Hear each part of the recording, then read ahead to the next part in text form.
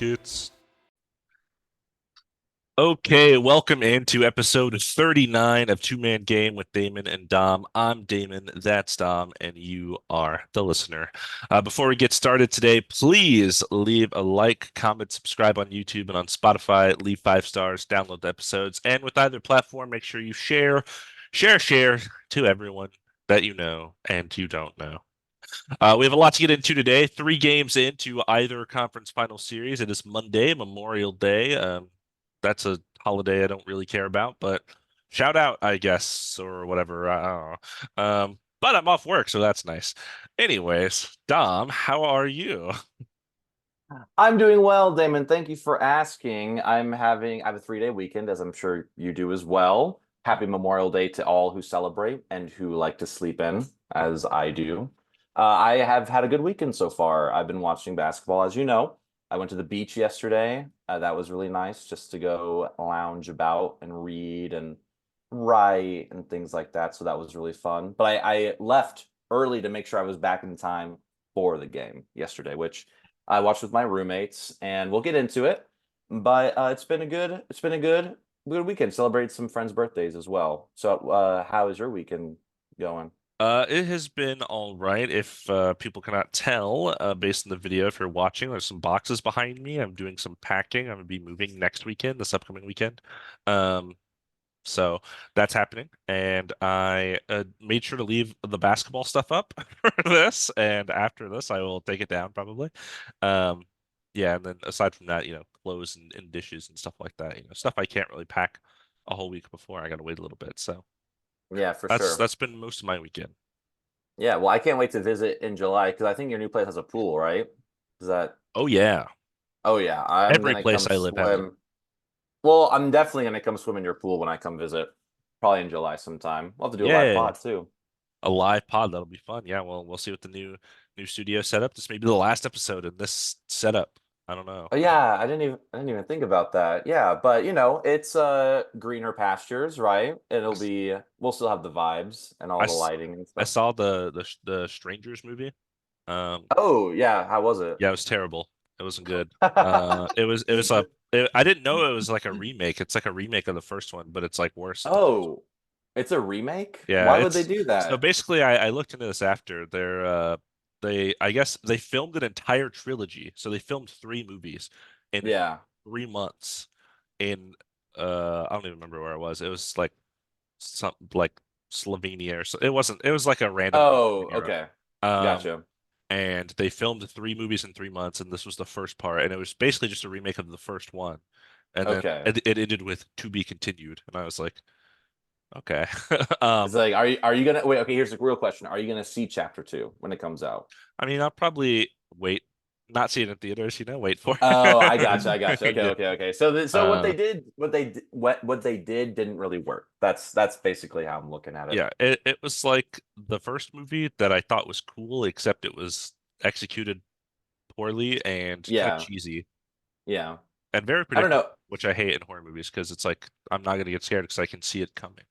I don't really get Yeah, scared. I So gotcha. I do notoriously get scared watching horror movies. But I find movies like that interesting, where it's very like small scale, like it's a house that's being raided by strangers or whatever. Like that intrigues me more than the whole world is in an apocalypse, and you know what I mean. Like I kind of like that feels more claustrophobic. That's like I love the first Alien. It's so good and just scares yeah, yeah, yeah. the heebie-jeebies out of me. But on that same note, I also have been watching all the Planet of the Apes movies. Mm. Just so you know, I know kind of because the new one came out, and I've been Yeah. watching. I like the old ones back in college, so I'm just rewatching all of them. Does the first Like one have I James Franco in it? okay, the reboot does have James I Franco in it, remember but that. I didn't rewatch that one. It's fine. I've been watching like the old ones from the 70s and the 60s and Oh, okay. I've never seen like any of those old ones.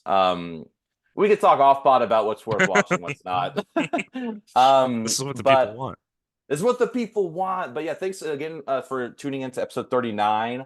I call this our Dwight Howard Lakers episode, the second The time second around. time, the second The time. champion as number 39 on the Lakers. Terrible number to have, but he won a Taiwanese championship. legend Dwight Howard. Absolutely. And then who do you have? Who else is number 39 legends? So when I looked it up, because I didn't have anyone that came to mind for this jersey number, Jeremy Grant in his early 76ers days and Greg Ostertag as Gotcha. well. Yeah. Shout Yeah, out. I'm pretty sure he was a Utah Jazz in like the 90s. And unrelated to all of that, I found a New Orleans Pelicans shirt for $3 at Goodwill. So that's what I'm wearing right Very now. nice. Very nice. Yeah.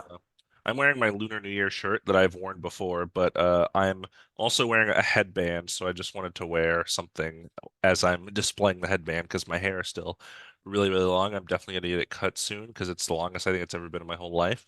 Uh, Really?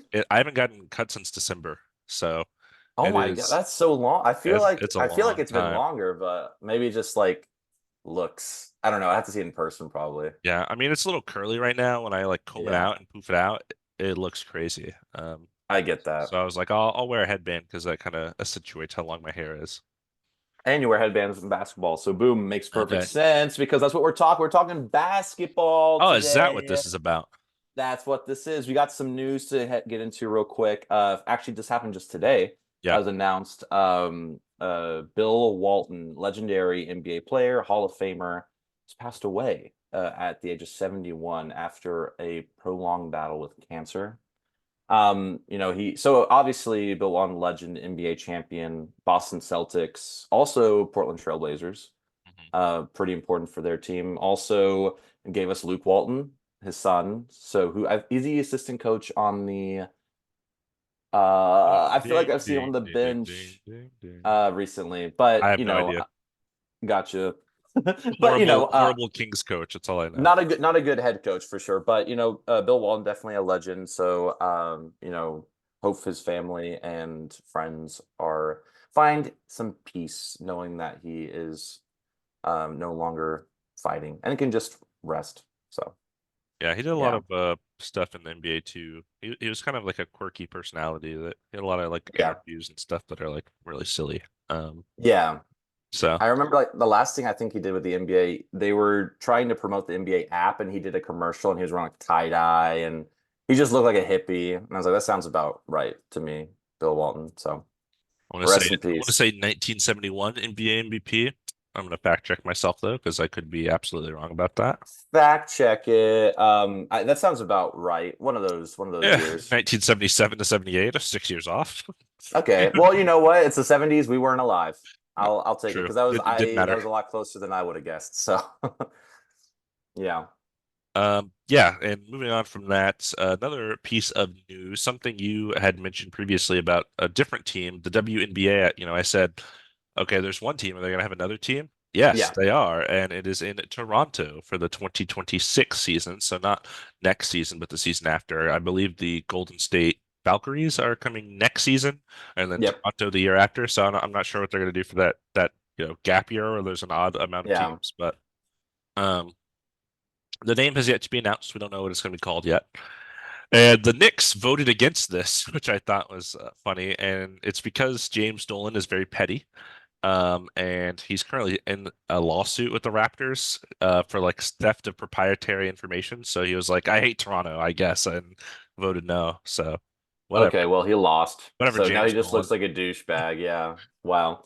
I don't even know what proprietary information I is think we supposed to talked mean. about that like several episodes ago that the Knicks were suing the Raptors, and I don't even remember what it was about, but I don't know. I mean, James We'll Dolan look is into, like yeah, notoriously not a like good person, so that makes sense. gotcha. I mean, I get it. But I'm sure we'll find out more and we'll let everyone know what's going on James with Dolan that. hates women. Title of the episode.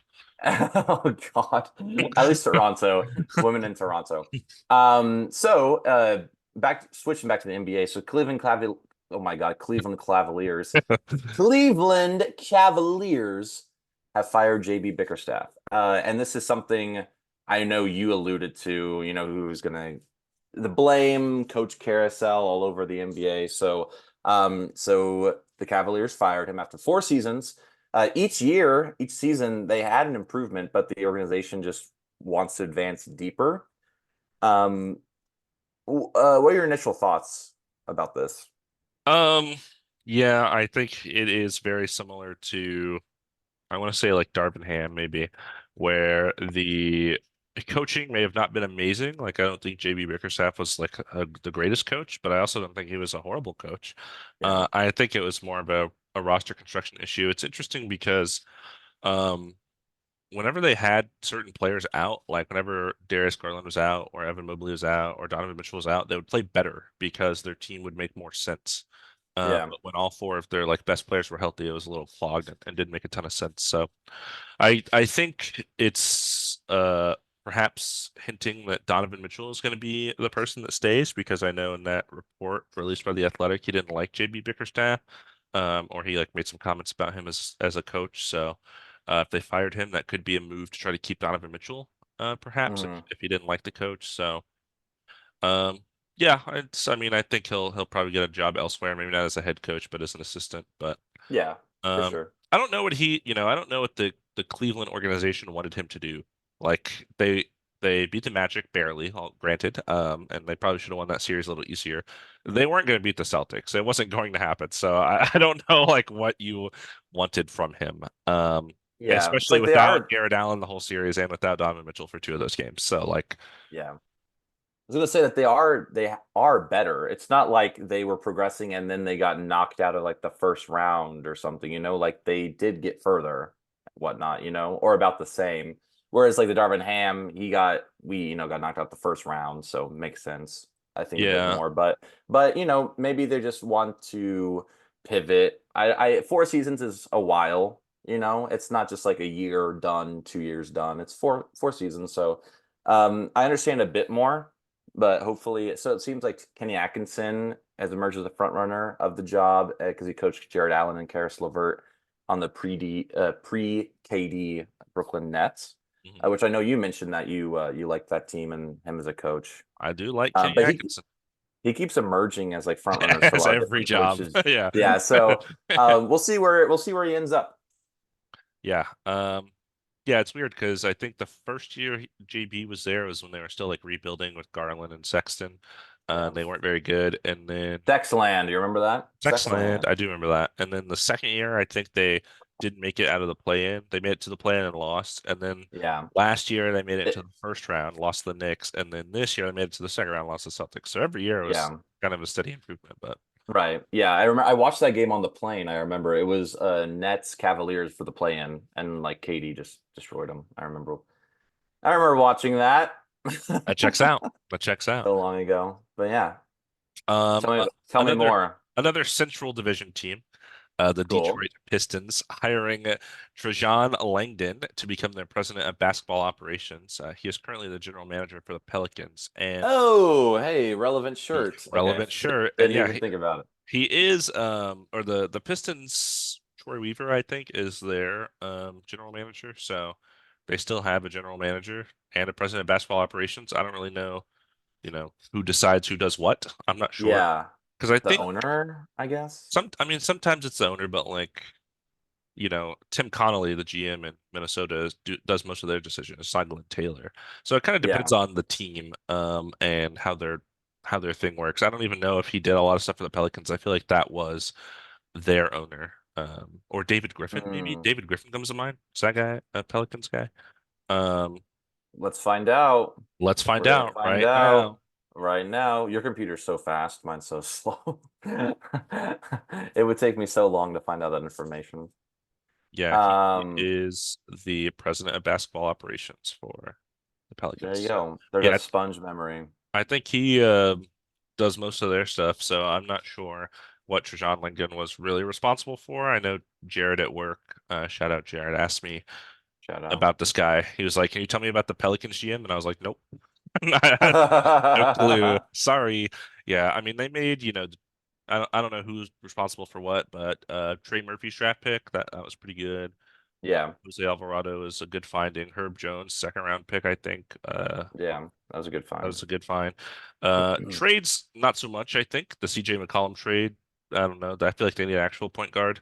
Um, Yeah, Brandon Ingram and Zion don't mesh well. They have to get out of that.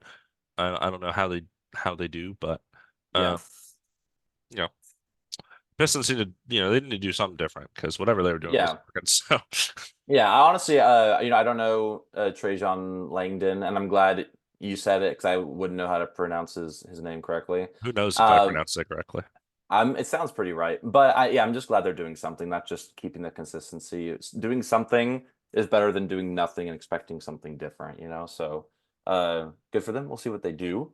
And then related to another Central uh, Division team, Yes, thank you. sir.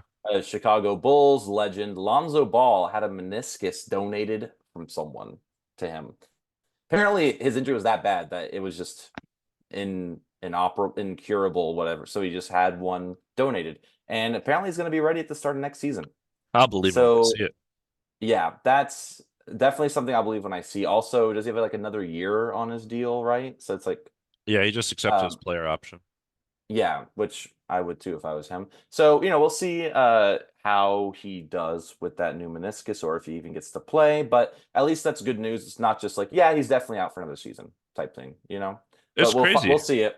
Yeah. Crazy that his knee surgery went so badly that he got another one, and then that one didn't work. So then someone gave them their knee.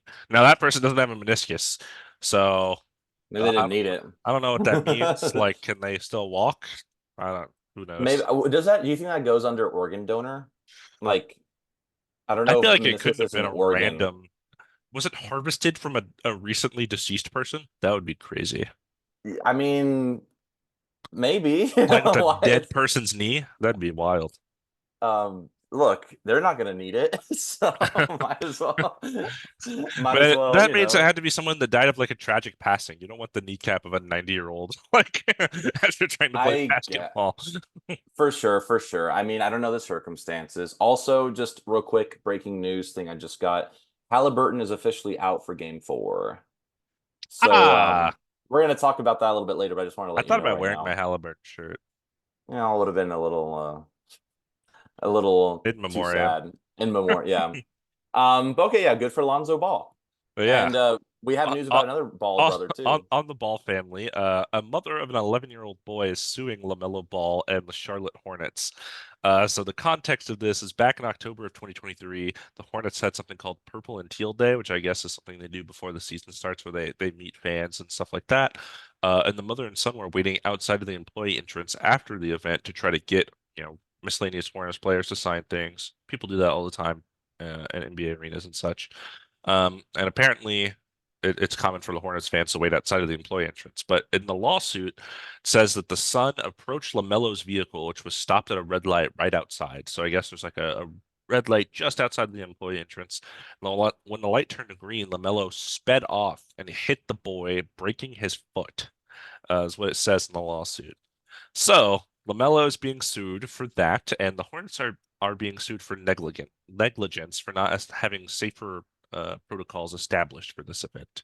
And when I looked into this, I saw a bunch of videos of like LaMelo Ball basically like flying out of the garage and like turning onto the street and flying down the street, and a bunch of different fancy cars because he makes a lot of money. So um, yeah, I get I'm here at work and then I'm going home, but when you're like a celebrity, you kind of have like a responsibility, at least to the safety of your fans. Yeah. So I don't know. Do you have Uh, any thoughts on this? I know LaMelo Ball is your favorite player, so I know you really want to talk about we don't have to talk about that. But I will say when you sent me this, I didn't believe it.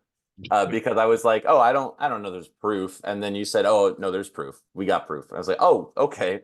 Just because I feel like there's a lot of like sometimes I'll just see circulating that just doesn't sound true.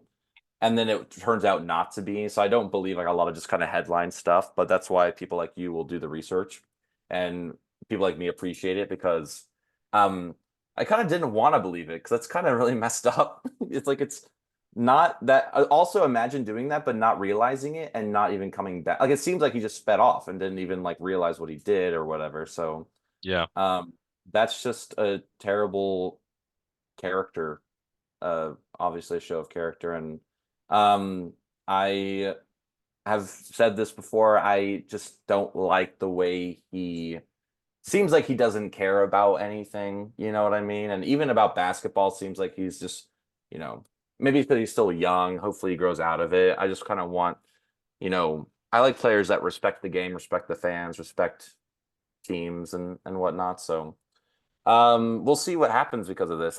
It's very strange. I mean, I Jets don't like. understand wanting to get out of the Hornets arena as soon as possible based on how that team goes. So, Yeah, but leaving so quickly to hit a kid is another level of Yeah, like I really yeah. don't want to be here, which, then you shouldn't be in the NBA. You know what I mean? I don't know. If you don't like it, get out. It's not, I don't know. Anyways, let's talk about more happy stuff. All Damn right, it. let's May do we? it. May we? So, Pelicans, hey, another shout out. Okay, so this shirt has been a little bit relevant. That's cool. Pelicans, CJ McCollum, he wins the NBA Citizenship Award. Kyrie Irving, Jaren Jackson Jr. were among other finalists. So this award is presented annually by the PBWA. I think that's Purse People Ballers World You put it on here. I know. I meant to look it up earlier and I forgot to see what it stands for. An organization. You're gonna look it up while I keep talking. It's an Professional organization. Basketball Writers Association. Okay, that's what I was around the same ballpark. So they present this award to a player, coach, or athletic trainer, which I find interesting. So it's not just reserved for players Yeah, who shows outstanding service and dedication to the community. So congratulations, CJ McCollum. yeah. Finalists were all players though, so Yeah, how true is but I that? did think it was interesting that they even consider them. Yeah.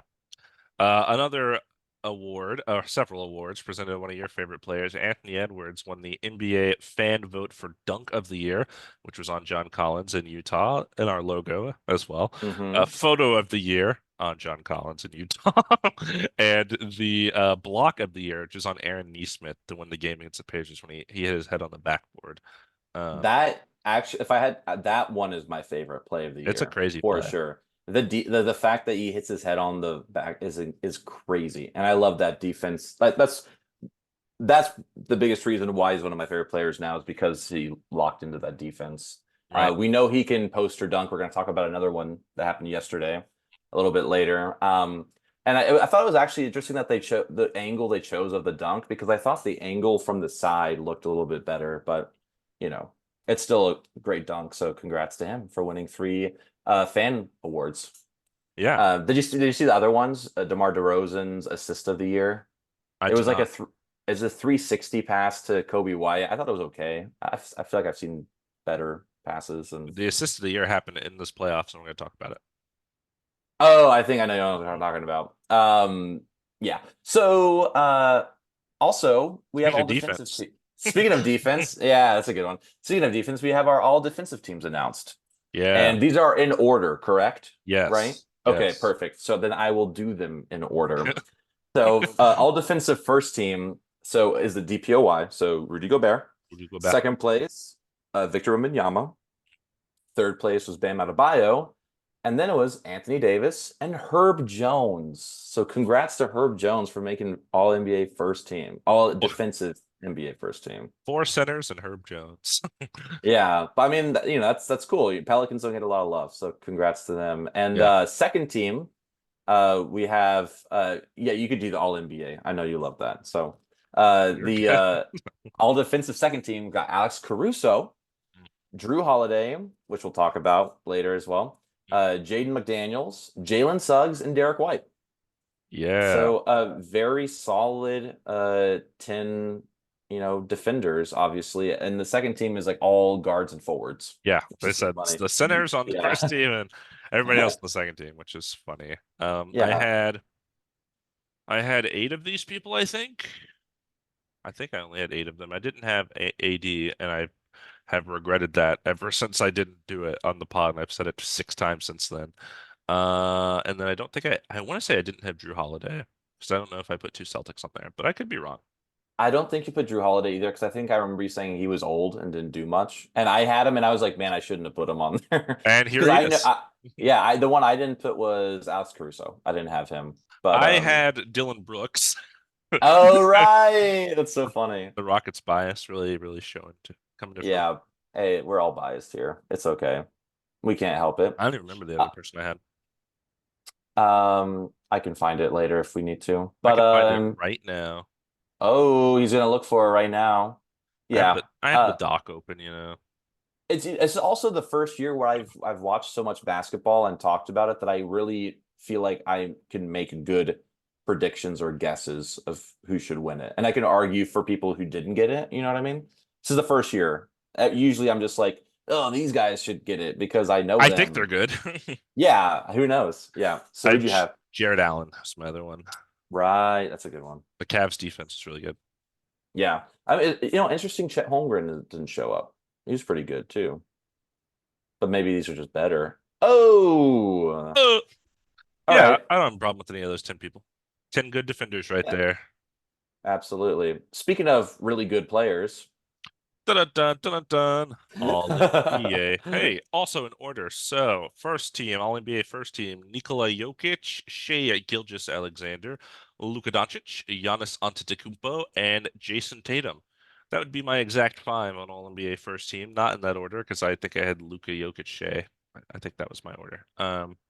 But something like that. close, close. And then Giannis and Jason Tatum. Something I think is interesting about this, four of those players, not American. Jason Tatum, the only US born All NBA first team player. So Yeah, there's that. Second team, Jalen Brunson, Anthony Edwards, Kevin Durant, Kawhi Leonard, and Anthony Davis. All five people I had as well on my second team. Not in this exact order. I think I had Anthony Edwards a little further down, AD a little further up, but close. yeah, Third team, LeBron James, Steph Curry, Domantas Sabonis, Tyrese Haliburton, and Devin Booker. And that rounds out the 15 All-NBA slots. I did not have Tyrese Haliburton, even though I love Tyrese Haliburton. I just the injury and all the missed time and blah blah yeah, blah. I had Paul George instead for that last spot. Um, but otherwise, I had the other 14, so I'm happy with that. yeah. You did great, and mine's all kinds of messed up. I didn't have quite a few of these players just because I didn't have LeBron James because I thought it was just too obvious, but I guess I should have. Like I thought it was just too easy to put him on like second or third NBA team. I'm glad Sabonis is there, though I think he should be higher. Still very good on the third team. I think I had De'Aaron Fox and I had Alperen Şengün as well. I didn't have Devin Booker. Definitely didn't have Devin Booker. Tyrese Haliburton I didn't have because of the same reason. I thought the injury stuff would have kind of gotten in the way. But I mean, these are all 15 great NBA players, obviously. So congrats to them. Also, some of them, because of this, get a lot more money. You want to tell me about that? Yeah, so because of all NBA, Anthony Edwards and Tyrese Haliburton will be getting an extra $41 million because you don't have these players on your team and not sign them to the max. That is just not how it's going to happen. But when you make an all NBA team, you're qualified for the super max or the rookie max or whatever it is. So before they were only going to make, 5 years, 204 million. Now they're up to 5 years, 245 million. So they're going to earn a lot more money from getting on an All NBA team, which is something that I don't know if I love the merits of. Like you have to be an All NBA player to earn this much money because it's so up to fan voting and all that. Yeah. So that's a little tough. But yeah, they've earned money. Yeah, it's also, like let's say, because these people who vote for All NBA are these kind of like executives and whatnot, like people knowledgeable of the NBA, right? Mm. So let's say they know Anthony Edwards could be up. They're like, I don't want to spend money, so I'm not going to vote for him to be on All NBA. I feel like it's flawed, is all I'm saying. Like that And system. we should also talk about the fact that Domantas Sabonis got a Defensive Player of the Year vote, an All NBA First Team vote, an MVP vote. Somebody shouldn't have a vote, and Yeah, it should be given to us instead. yeah, absolutely. As much as I love Sabonis, he was not MVP this year by any means. Like you got, Um, and then you have $40 million in the line for some of these players, and you got guys voting Sabonis for Yeah. MVP. So Yeah, exactly. I just feel like it's flawed. It's too biased. It needs to be people that have no either this needs to change, like this kind of if you get all NBA, you get more money, or it needs to be changed to people who don't actually pay these players too. yeah, I think it's just a bit too everyone's human. They're gonna want to save money no matter people don't want to they want to hold on to their money. So yeah, I get it. But do you know who else got votes for All yes, NBA? I have it right here. Do you see it, or are you just queuing No, me? I was queuing you up. Okay, Yeah. thanks. So yeah, in order, Jaylen Brown narrowly missed it. I think he was like 2 points or so behind Devin Booker.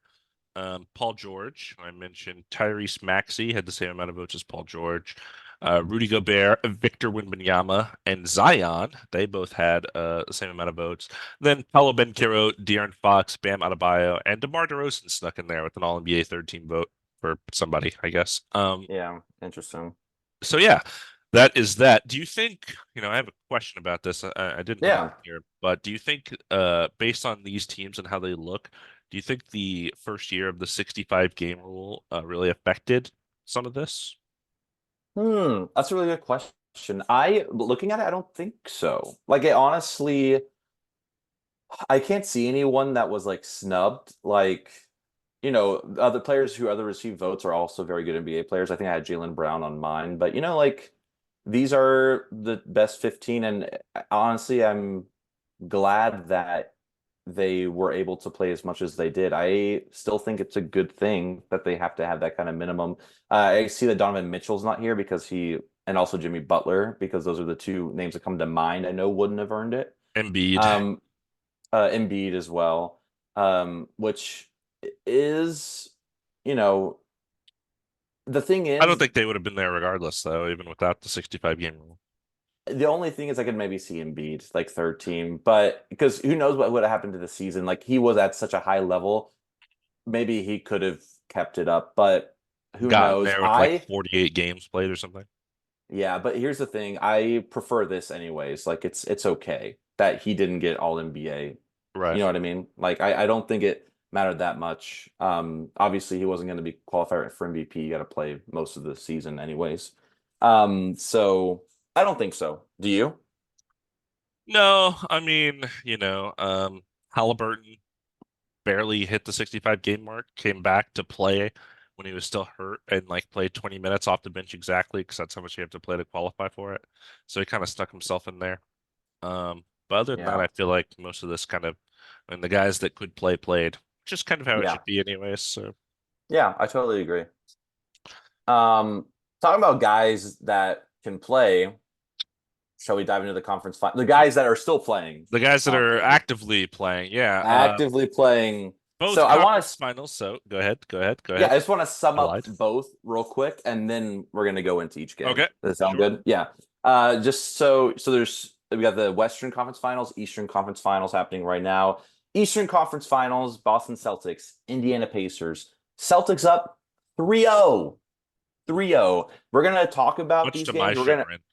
Yeah, we're gonna talk about this each game, and we're gonna talk about why it should be Pacers 2-1. Um, Yeah, Not that, but credit to the Celtics because they did win. They did win. They are up 3-0. Congrats to them for that. Western Conference, we got Dallas Mavericks, Minnesota Timberwolves, and surprisingly, Dallas Mavericks up 3-0. I only say surprisingly because Minnesota just beat the Nuggets and they were the team to beat, you right. know? So to be down 3-0 against a team that people would say is worse than the Nuggets is fascinating. But we're going to All talk of those about games have been why that really is. close too. But those games have definitely been worth watching. Oh yeah. Pacers Celtics, you don't know what you're going to get. Like game two was kind of a snooze. But game one and game three of the Celtics Pacers was pretty good. But all of the Timberwolves and Mavericks games have been very good. Um, and on that note, I have a I don't think question. yeah, Can you please. can you give me a list of the teams that have come back from a 3-0 deficit in NBA history? Thank you for asking me that question. The answer is zero. That's the list. Thank you. Yeah. Yes, you're very welcome. Thank you. Thank you. It's yeah. hmm So That's the this is one. probably the finals. The finals is probably going to be Celtics Mavericks unless we get, NBA history, which I guess wouldn't surprise me. It wouldn't. Well, I mean, just because, we see history being broken all the time, Right. especially this year. I did want to say, well, I was at the beach, I was looking through my notebook and I found before the playoffs started, we did like a mock kind of bracket Oh yeah. and we had Celtics Mavericks. That's great. Yeah, no, I'm not even kidding. Like it ended up Celtics Mavericks. Like we had some things wrong with who was going to win where, but Yeah. we did end up with that. So just Just listen to us on their pod. We know yeah, everything. we're pretty freaking cool. But yeah, so we'll see. Lakers were down 3-0. They won one game. People were like, "Oh man, this is going to be the year." They lost game 5. So, um, I just really wanted long. I love basketball. I just want more games, more series. So, I do think um, the Timberwolves have it like their games have been so close, it wouldn't be surprising yeah, if they won some close ones to bring back up the series. But we'll get into all of these games. Let's do it. yeah. Let's talk about basketball. Yeah. So okay. So I think we just go game by game, and then we can kind of pop in as whatever we see fit. Just kind of gonna state things that happened in this game. Celtics Pacers So game 1. Go. okay. So Celtics ended up winning 133 to 128 in overtime. OT. So this was first game of the conference finals, and it went to overtime, and it Yes, was yes, crazy. yes. So let's start from the beginning. Let's. Celtics started the game 12-0. Could have been 14-0, And but that's it when I knew wasn't. the series was over. Yeah, so they start up 12-0. Pacers missed their first 6 shots. Okay, make some adjustments. Celtics did the Pacers thing, and they flew in transition on makes and misses from the Pacers, leading to easy shots at the basket for Jason Tatum. Al Horford played solid defense and moved well on offense despite his old age and the Pacers' speed. Reminder that Kristaps Porzingis has not played this series yet, and he might be able to kind of get the rest he needs for the finals. So And they're missing another guy, but more on that later. absolutely. So the Pacers seem to be playing very nervously. The only player who looked poised was Pascal Siakam, which makes sense because he has championship experience from the Raptors. Yeah. The Pacers bench helped them get back into the game by running in transition, getting to the basket, playing full court defense. Shout out Obi Toppin. He had 11 points and led the Pacers in scoring at the end of the first, which is not something you usually see, especially from a bench player. Right. So shout out to him. We're talking about him quite a bit in the series, actually, because he's been important. The Pacers got 2 great pass deflections to prevent the Celtics from having a chance at a last shot after having a couple of pass deflections in transition earlier in the quarter to prevent these fast break buckets. So it was 34-31 Celtics after the first quarter. I was thinking, what does this note mean? And I wrote this note. It's been so long. I was like, what does this mean? Well, I remember now. Basically, the Celtics would get a rebound and they would try to Mm-hmm. throw it across the court to somebody for a layup. And the Pacers were running and jumping in the air and just like Mm. slapping the ball out of bounds to prevent that. And I guess I just made note of it because it happened a lot. Because early on, like you mentioned, Celtics were getting a lot of easy like transition points, so they weren't Yeah. back to defend them. They were just jumping in the air and like preventing the pass, basically. Um, Really interesting thing happened when we come back in the second quarter. Jalen Smith, who we really haven't seen play at all in the playoffs except for garbage time, he gets run in the second quarter. Al Horford cooks him in the post because he's just a bigger man, and Big um, man. I love what we wrote here. We put cooked by Al Horford in the post. Rip dead man walking. LOL. Al beat up a nerd. That's um, that's when me and you had the doc open at the same time. We're yeah, just so we were going just back and typing it. Yeah. We were just typing that he together. had That play the that rest of the was series. Yeah. Al Horford put him right back on the bench. yeah, absolutely. That nerd got benched. Have, But we have love we nerds on this pod. have we talked about the fact that the Pacers have like 4 players from the first round of 2020 draft class on their roster? Did we talk about No, that last time? wait, maybe, but I don't remember. This is Jalen. Obi Toppin was pick 8, Jalen Smith was pick 10, Halliburton was pick 12, and Aaron Nesmith was pick 14, all in that draft. Oh, that's crazy. Um, Well, they finessed them and all got from him. different teams. None of them Yeah. were drafted by the Pacers. Hey, I mean, as long as you got them, and they're all pretty much rookie contracts still. So, Yeah, that's uh, crazy. yeah. So okay, so despite several no calls throughout this game, the Pacers they didn't complain about officiating, which was nice to see. They were down bad early, and they just fought to kind of stay in it. Again, like game 1, you're playing at TSD Garden, nervous conference finals. TD Garden. Did I say TSD Garden? Yes. I meant TD Garden. I I don't. was like, No, what? I was thinking MSG. Madison Oh, Square I see. Garden, but yeah, TD Garden. Al Horford went out of the game. Miles Turner started making shots, and especially over Luke Cornett. So Luke Cornett obviously can't defend Miles Turner as well as Al Horford.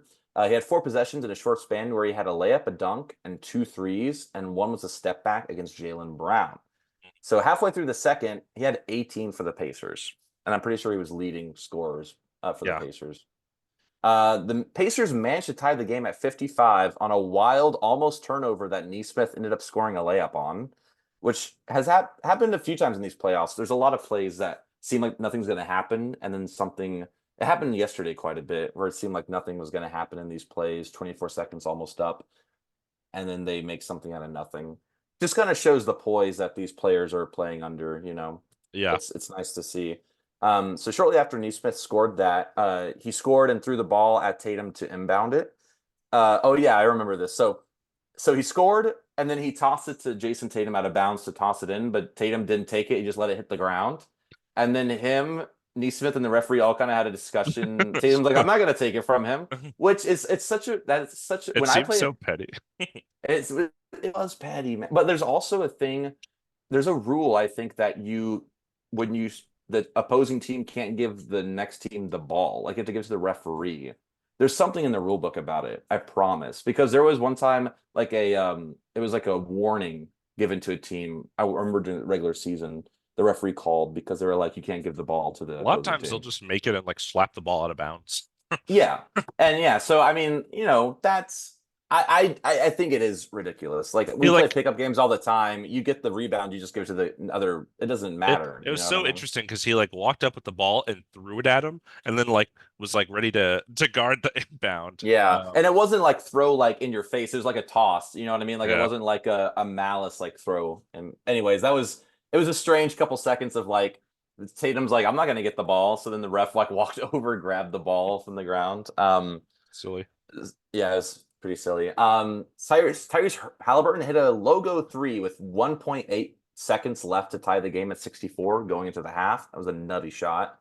The pace of this game was really fast, and there were only 9 total fouls called in the first half, and less than an hour of real time from the start of the game to halftime, which Yeah. we talked about. I remember. I looked at my phone and I was like, it's like 8 o'clock. I was like, Yeah. how is this game already at halftime? It's crazy. Okay, so we're back. Third quarter. Pacers took the first lead of the game on their first possession of the second half with an easy layup and pick and roll from Tyrese Haliburton. Yeah. Both teams went back and forth for a bit. Celtics scoring was even going from Tatum to Holiday to Jaylen Brown, kind of distributing the wealth, as they say. Celtics extended the lead to double digits midway through the third due to sloppy offensive play from the Pacers and fouls on the other end. So got a lot more fouls called in the second half. So after 9 in the first half, there were 9 fouls called in the first 7 minutes of the third, which is the total in the first half. So Yay. we love that. We love watching basketball take forever. And then Pacers had 12 of the 18 fouls to this point, so they were getting a lot more foul calls. Right. Pacers bench, this time led by TJ McConnell, went on a quick 9-0 run to close the gap to 4 late in the third. We're going to talk about TJ McConnell a lot in this series. Him and Obi Toppin have been doing a great job off the bench. Great bench duo for sure. Yeah. Also, Isaiah Jackson also been doing good. But wait, do you want to talk about irked? I don't know what this means. I wrote irked because it irked me. Yeah, so Yeah.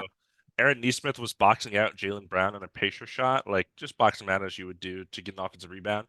Jaylen Brown pushes him in the back, gets the rebound, and Neesmith is like falling because he just got pushed and falls backwards into Jaylen Brown, and then they call a foul on Neesmith.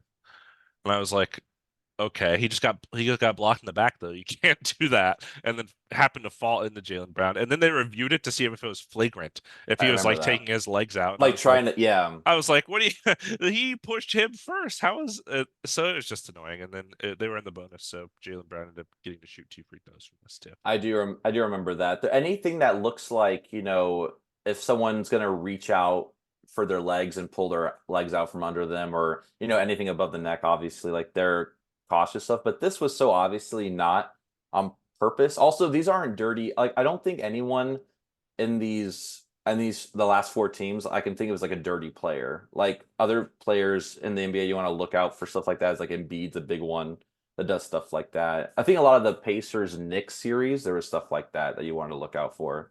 Yeah, But the stuff doesn't. I haven't really seen anything. We'll talk about yesterday's game, but I think a lot of that was just accidental. Um, but moving forward, so on the following Celtic possession after that, TJ McConnell was hit by Sam Hauser in the midsection on a screen, and he looked hurt. Did you see He that had to play? check out. I did. Yeah, It yeah. it, it looked bad. Yeah, that looked pretty aggressive. And so he checked out of the game. Haliburton came back and hit an up and under bank shot buzzer beating three to end the third quarter, which was awesome because I remember watching that and he was just bouncing up and down like giddy. And all the commentators were just like, this is what you want. This is when the Pacers running their offense, they run their best when Haliburton's having fun. He's energetic. And you can definitely tell that like three going into the fourth quarter really, helped kind of get their juices flowing to go into the fourth. And Celtics were only up by one going into the fourth quarter. But fourth quarter, Celtics began to pull away due to the strength of Jrue Holiday on the inside. But TJ McConnell, bench legend, checked back in. He pushed the pace, created easy shots for himself and his teammates at the other end to keep the game pretty close. The Pacers then went on a 7-0 run to go up by 4 midway through the quarter, thanks to Pascal Siakam. He drew a foul on Horford during a rebounding scuffle. This led to Miles Turner tying the game with a 3. In the following 2 possessions, Haliburton passed to Siakam on the pick and roll, and he scored both times. He couldn't miss from these are like the free throw jumpers, right? Because he was just He he was was sinking free them. throw jumping merchant. Yeah. Yeah, and the second time Siakam, he just stole the ball from the Celtics. So that was, in transition, kind of getting those pick and roll plays. Um, then Aaron Nesmith also want to commend him on his defensive effort in the series. He scored an and one with a little over 3 minutes to go in the fourth. His free throw was only the third Pacer free throw of the day, the first since the 5:56-minute mark in the opening quarter. So they were getting foul calls, but no free throws, which is important to note. And Siakam, Andrew Nembhard attacked old man Al Horford around the free throw line. Made several good mid-range jumpers down the stretch to try to stave off the Celtics. Officials sort of bailed them out with some dumb foul calls down the stretch. Do you remember? Was it just kind of like It's hand very on the like ticky tack, like yeah, it was like okay, they've been doing that all game, and now they're calling it like a and foul. now they're gonna Yeah, especially it's so ridiculous when they start doing it at the end of the game. It's like if you're gonna call it doing the beginning, so they don't have to do it later, and then you're not gonna have to worry about it. right. So the Pacers, they're up 3. They turned the ball over with 10 seconds left on an inbound pass, and Bad turnover. so Andrew Nembhard had a great game. Like he was playing so well. Rookie, so you weren't exactly sure, or second year, right? Or rook. No, I think this is his second year. yeah, he's a second year. I was getting confused with someone else. But Ben he was Shepherd. playing probably. He was playing very poised, playing very well, and he made and what really irked me personally is that the Pacers had a timeout. So there was like, they kind of were counting down 5 seconds, and it was like at 4 seconds, he couldn't find anyone, could have called timeout. He just forced a pass. Terrible pass. I think it was trying to get to Haliburton, but Jaylen Brown was all over him. Haliburton touched the last and went out of bounds. So the Celtics Or get the Siakam. ball. Siakam turned it over. Yeah. Yeah, it's not Haliburton. Sorry, it was Siakam. Touched it last. So Celtics ball, 10 seconds left. Jaylen Brown hits a crazy 3-pointer from the corner to tie the game with 6 seconds left, even though Pascal Siakam was right in front of him. And he, like, that was, you really couldn't do any better. Didn't want to foul him, so his arms weren't up, but he was doing everything he could Do you to, think they should have fouled before they shot, so they can only shoot for 2 free throws? I you know there's know, a lot of controversy around that. so I don't think so. I don't like that because the thing is, it's still also It's not basketball. That's like my problem with it. yeah, I yeah, know yeah. it's a It's normal not thing. basketball. It's also like you it uses that kind of stuff usually bites you in the butt. Like let's say you make the first free throw, then you force the second one off the rim and you make an easy 2, and it's a 3-point game. Boom. I don't know. I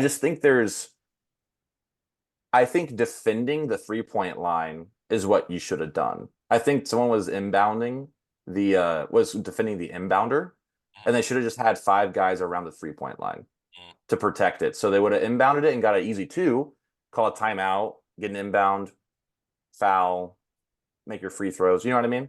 Like, I feel Yeah. like that would have been I know a, in the Bucks series, Chris Middleton also hit a three to bring that game into overtime too. So it's happened to them a couple times in the playoffs. and if I remember correctly, they also were defending the inbounder. So just saying. Anyways, everyone has a different tactic. I wouldn't have done that, even knowing how it ended up. I'm just not a fan of those kinds of plays, like force fouling, like what the Thunder were doing, the hack a Shaq, hack a Lively, whatever. Just not a fan of that kind of stuff. But Jaylen Brown tied it up, and after a timeout, so Pacers had got the ball after the three was tied up. They took a timeout.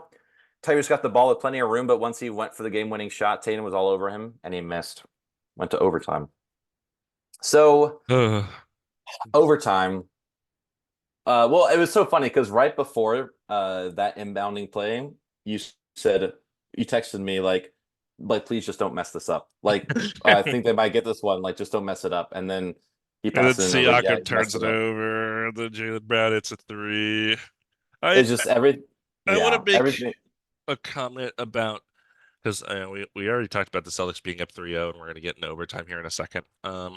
There is a lot of officiating woes that I'm going to talk about at the end of this, in terms of fouls going one way. But the Pacers really did lose this game with some sloppy Yeah, offense down the stretch. That turnover particularly, and then in overtime, their offense was a mess. But yeah. yeah. Yes. So a minute and a half into overtime, Haliburton hit a step back three to score the first points of overtime, give the Pacers the lead. Neesmith had two back-to-back fouls and he fouled out, which he was the primary defender on Tatum. And with him out, it's a lot easier for him to make his offense. Tatum hit two free throws, give the Celtics a 1 point lead. Next possession, Tatum threw it away. Halliburton attempted a three in transition, which I am never a fan of. He was fouled from behind by Derek White, and he hit all three free throws. So it worked out in that sense. And actually, it was very funny because earlier in the game, Tyrese Haliburton got a block on Derek White coming from behind and blocking. So it was kind of like a mirrored moment, although Derek White did foul Haliburton. Um, oh, yeah, you had that note. I didn't even see the note there that happened earlier. So after that, Tatum then hit an and one while being guarded by Nimhard, who put the Celtics up by one. Haliburton turned it over carelessly while being hounded by Jrue Holiday. I remember that play. Just That dribbled it was right out of bounds, just lost the just ball. dribble. Yeah, it's just like you're playing 2K and you just like look away for a second and you just dribble out of bounds.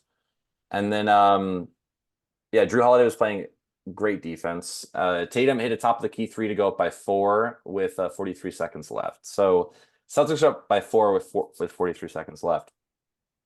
Pascal Siakam then turned it over after a Pacer timeout, After a like timeout. immediately. Yeah.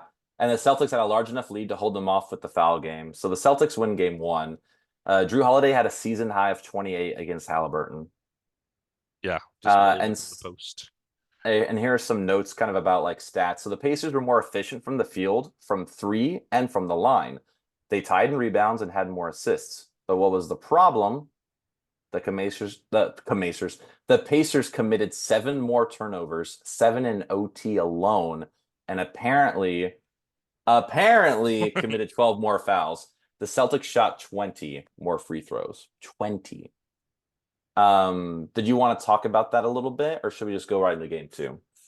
Yeah, so this is what I mean. Like, I think the officiating was an issue. I think if the free throw disparity wasn't so large, that this game probably would have been over in the fourth quarter. But yeah, the Pacers committing seven turnovers in overtime and seven more turnovers in general for the game is kind of a disaster on offense. So they definitely had plenty of chances to win this game and just didn't. And then the thing that Yeah. really sucked before we get into game two about it is that at the post-game press conference, they were talking to Jaylen Brown or whatever. And he was like, we're lucky to get out with the win, but we did not play well. We really need to play better next time. So like the Celtics won and they were motivated to win like even better the next time. So it was like a worst case scenario for a game that the Pacers looked like they had in the bag and then lost it, unfortunately. Yeah, they absolutely should have won that game. It is unfortunate, but again, you have to give props to the Celtics for keeping collected and, just playing the game that the game their way, and they ended up with the win. And then game two was not as exciting, but you want to tell me about game two? Let me tell you about game two. It was very back and forth to start off in the first quarter. Both teams pushing the pace, running in transition, something we've been seeing all playoffs from both of these teams. The first stoppage of time, meaning a timeout, was called 5 minutes into the game. It was, like going quick, quick, quick. Um, there's a couple offensive fouls called on Miles Turner, Jaylen Brown. They had the sub out earlier than normal. Tatum was 1 for 6 in the opening quarter, which is not great for him. And the Celtics had 6 offensive rebounds, and the Pacers had zero. So that was worth noting. Not even like Al Horford was in the paint getting them. A lot of those balls that are bouncing off the front of the rim and things like that. And the Celtics just kind of ended up with. And the Pacers were actually winning 27-25 after the first quarter. Luke Cornett, who we talked about a little earlier, went to the locker room at some point. And O'Shea Brissett got some run. Haven't seen him. Former Pacer, O'Shea Brissett, revenge series, I Hmm. guess. And it was revealed later that Cornett had a left wrist sprain and was questionable to return, and he never ended up returning and hasn't played in the series since then. Uh, Yeah, and yeah, without Porzingis and now Cornett, their front court is just Al Horford and Xavier Tillman, who they don't play. So um, yeah. yeah, they actually had, I think it was in game three, they had a little bit of Tatum at the five they were doing, which was Oh, interesting. yeah, Yeah, interesting. it was like Derek White, Jrue Holiday, Jaylen Brown, Tatum, and like Peyton Pritchard or something like that. I don't know. Yeah, It was a that weird sounds lineup. right. With 7 minutes left in the second, the Pacers took a timeout because they had yet to score in the quarter. 5 minutes into the second quarter, they hadn't scored a single point. And the Celtics scored 17, so they were up 42 to 27. They were dominating possessions, getting offensive rebounds. Some of their guys were crashing in from the corner, which was helping them get easy rebounds, I noticed. And then they're also forcing turnovers and running in transition. After that timeout, though, the Pacers went on in a no run. Uh, in about a minute of actual game time, so it was very quick. Aaron Hmm. Nesmith had a big part in this. He got to the line on a foul, and he also hit a three. Late in the second, I started getting annoyed with officiating again, and then I put in parentheses, "What's new?" Al Horford, trying to get a rebound, literally fell out of bounds, and they called a push in the back on Miles Turner, which was his third foul of the game. And there was very, very little contact, and they just hadn't been really calling that the whole series. So I just thought it was a weird time to call it. And especially because like it was one of those things where like, yeah, Miles Turner's like hands were probably on his back because that's kind of what you do when you're trying to get a rebound. But Al Horford kind of just like fell over. Like he didn't really he wasn't like pushed and Yeah. that same Like, thing what are was you supposed to called. do? You're supposed to just like kind of like back away from them so you don't touch them. You know what I mean? It's like, I don't know. Yeah, some of that stuff really gets on my nerves. It's like you're gonna be physical. You're gonna be touching them. You're not, and he's not shoving. He's not pushing. And It's a they difference. Yeah. didn't call Jaylen Brown when he shoved out Aaron Nesmith in the first game. So Yeah. and then yeah, I said my point can be accentuated with the fact that the Pacers had doubled fouls going into the half, which also happened in the first game. I have a note here that says Jrue Holiday was so good. He went to the half with 10 points on 100% from the field, 7 assists and 2 rebounds, and his defensive impact and communication could be felt because I think he was kind of ordering the Celtics around and getting them in position and stuff like that. And he was a big reason that their defense was turning into offense. So moving a lot in transition because of Jrue Holiday, I think. Siakam went in the half with 16 points. He scored the last 10 Pacer points, and on what I felt like was post fade after post fade after post fade is what I wrote. It was just like For 8 feet, real. 10 feet from the basket, just turn around jumper over whoever was guarding him, and he made it every single time. And the Celtics were up 57-51 at half. Going into the third quarter, I realized the game was not at TD Garden. It was in Jaylen Brown's kitchen because he was cooking, hitting tough I hate shots. that so much. That's what I actually wrote while I was watching this game. Oh my. He had 30 points early in the third quarter already for the game. And then Pascal Siakam scored 10 points straight for the Pacers. I wrote the meal got a lot spicier. His spicy pea, you get it. Yeah, Um, I get it. and God. he scored 10 minutes to bring their deficit to three. So the Jaylen Brown went off, and then Pascal went off. And again, it was mid-range post fades just over and over Yeah. again. Um, Derek White, I wanted to shout out because he kept getting Tyrese Haliburton involved in the pick and pop. So he would screen for Tatum or Brown or whoever. Uh, Tyrese would switch and the other person didn't want Tyrese to guard him, so they would like linger there for a second, and then Derek White would just get in like nice little positioning and be open enough to take a three, and he kept making those throughout the game. At some point, Halliburton, cannot speak, Halliburton went to the locker room and did not return, and it was revealed he had a left calf issue.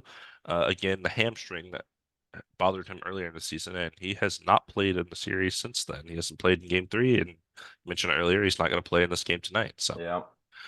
uh, the Celtics started pulling away late in the third. It was a team effort. They shot 16 of 19 for the quarter and played great defense to kind of stifle the Pacers' offense. Jrue Holiday got a foul of pushing Obi Toppin in the back. It was a very minor push. To be fair, the Celtics fans started chanting "Refs, you suck," and I thought that was funny because I feel like they definitely had been the beneficiary of the foul calling for a majority of the series. So Also, a note on that, like you can hear when they chant "refs, you suck," and I don't like it. I yeah, never have, and I never will. I think it's just I think booing is fine if you don't like a call, you know what I mean? But like to be just chant that is so dumb. But I will also say that the only time that I think it makes sense is if it's a call that matters in the game, like it's the game's on the line and the foul, like it's like tied. They're literally up by 13. They're like, refs, you suck. I'm like, "Look, you're up by 13 points. Chill out. I don't know. Yeah, I don't know. Sometimes fans can be a little um aggressive yeah. unnecessarily. Yeah. And at this point, it was 93-80 Celtics in the third quarter. They continued to win on both ends to start the fourth, despite the Pacers bringing in their legend Doug McDermott. Love Doug McDermott. They Hmm. took their largest lead, 18, with about 7 minutes to go, and I stopped watching. Basically, I was like, okay, I think that's enough for me. Celtics ended up winning 126 to 110, going up 2-0. Definitely earned this victory. Yeah. Jalen Braden, I'm just making up names. Braden. Jalen Brown had 40, and Tatum and Derek White both finished with 23. So definitely a good all-around game for the Celtics. Sucks that Tyrese Haliburton was injured, but definitely a game that, watching it felt like the Celtics pretty much the whole way. So Yeah, absolutely. This was the first game of the series. You could see that the Celtics were the better team. perhaps the They only played game. like it. Exactly. Because then we get to game three, and game three was a close one, even without Tyrese Haliburton. Yep. So didn't have a lot of hope for this game. I think we both kind of had the same sentiment going into it. Without Halliburton and his playmaking and aggressive shot making, didn't really know how it was going to turn out. But I had a feeling the Pacers might be surprising, and they actually made it a very interesting game. So the Pacers, they actually had the lead most of this game, despite the absence of their all-star point guard, Tyrese Haliburton. And they led as much as 18 in the third. A lot of this was in part to Andrew Nimhart, uh, who started in the place of Tyrese Haliburton. He already starts. Wait, no, he already starts, but he Ben was Shepherd the ball started. handler. But yep, thank you for that. I knew as soon as I said no, he's definitely in the starting lineup. But he made a lot of clutch shots for the Pacers down the stretch. He finished with 32 points, 9 assists, and 4 rebounds, which is not the usual stat line for this guy. And then TJ McConnell had 23, 9, and 6 off the bench. The thing that happened though is that the Celtics just got their momentum back after the half. So at the half, I think they were up by like Pacers up by like 14 or 12, something like that. But the Celtics, I think halftime kind of were like, hey, come on. They don't even have their all-star guard. Like, let's just kind of kick into gear. Got the momentum back on their side. Al Horford made 7 threes in this entire game. He like could not miss from three, which helped them a lot. They eventually got it within striking distance in the fourth quarter. They were kept it pretty close. I made a note here that the worst thing about watching the game on ABC is that they don't show how many timeouts the teams have throughout the game. I don't know if you noticed that. They only I show it didn't at the notice that. Yeah, they only show it the last 2 minutes of the game. So TNT will have like the score like one above the other, and then it'll have the dots under it to say how many timeouts they have. And on ABC, it's side by side, and there's nothing under it. It just is just blank. So only during the last 2 minutes of the fourth quarter they show how many timeouts they have, and that's annoying. I would like to know while I'm watching the game. There's a lot of things wrong with ABC's broadcast and ESPN's broadcast that TNT does a lot better. Yeah, I totally agree with that. And we can probably talk about that in the off season about there's gonna be some changes apparently. Yeah, I think Yeah. TNT will still have their crew next season, but then the season after Yeah. that, it's not. I don't know. Yeah. Um, so back to game three. So the Celtics Pacers kept it close in the last 2 minutes, and the Celtics took a 1 point lead with 40 seconds left. Jason Tatum, Jason Tatum had a really crazy pass. So he drove to the basket and he did a behind the back bounce pass to Mhm. Al Horford in the corner, which you never see. And then Al Horford made it, and that was the 7th 3 of the game. It was a Eh, crazy pass. I wasn't Is even that is watching that this game. assist is That's that what I assist was of the alluding year? to. Yeah. Yeah, I was like, that was insane. He's like has three guys around him, and just yeah, the way that pass was crazy. That's Yeah. wild. And then I think the game was tied at this I think they point, were I believe. down. I think that was when they were maybe down like five when he hit that three, and Yeah. then they scored again after that. Okay, yeah, so it's a tie game, and then Andrew Nimhard's. I was worried because this is clutch time. Nimhard is not usually the ball handler in these situations, and he is dribbling the ball up the court. No And timeout Jrue call, by the way. Holiday's no This timeout was in called transition. in transition, which uh, They had a timeout. I was thinking, which they ended up using. So I think not using the timeout in that situation was fine, but maybe getting a more experienced ball handler to take it up. Anyways, Jrue Holiday's waiting for I think they him, were down and one, by the way. yeah, that makes sense. Um, and Jrue Holiday things. He's able to steal the ball from him, and there was a lot of complaining after that that he was fouled. I don't think it was a foul. I think it was a clean steal. And then I forget who fouled Nice. Does Neesmith foul him or someone fouls him on the other end? But it wasn't a clear path foul, so he just gets 2 free throws. And Jrue Holiday puts I him think it up was by three. Siakam. He almost made it all the way down the court. Oh yeah, yeah, yeah. You're right. You're right. But yeah, it wasn't clear path because he didn't try to avoid He did. him, He right? tried. It tried to avoid him. Didn't go at the basket. So Yeah, therefore, it wasn't gotcha. a clear path. Yeah. Yeah, so Celtics up by three, 1.7 seconds left. The Pacers inbound at This half play court, was which was, yeah, it wild. was a football play. It was Yeah, they football. were It was literally so lined up as interesting.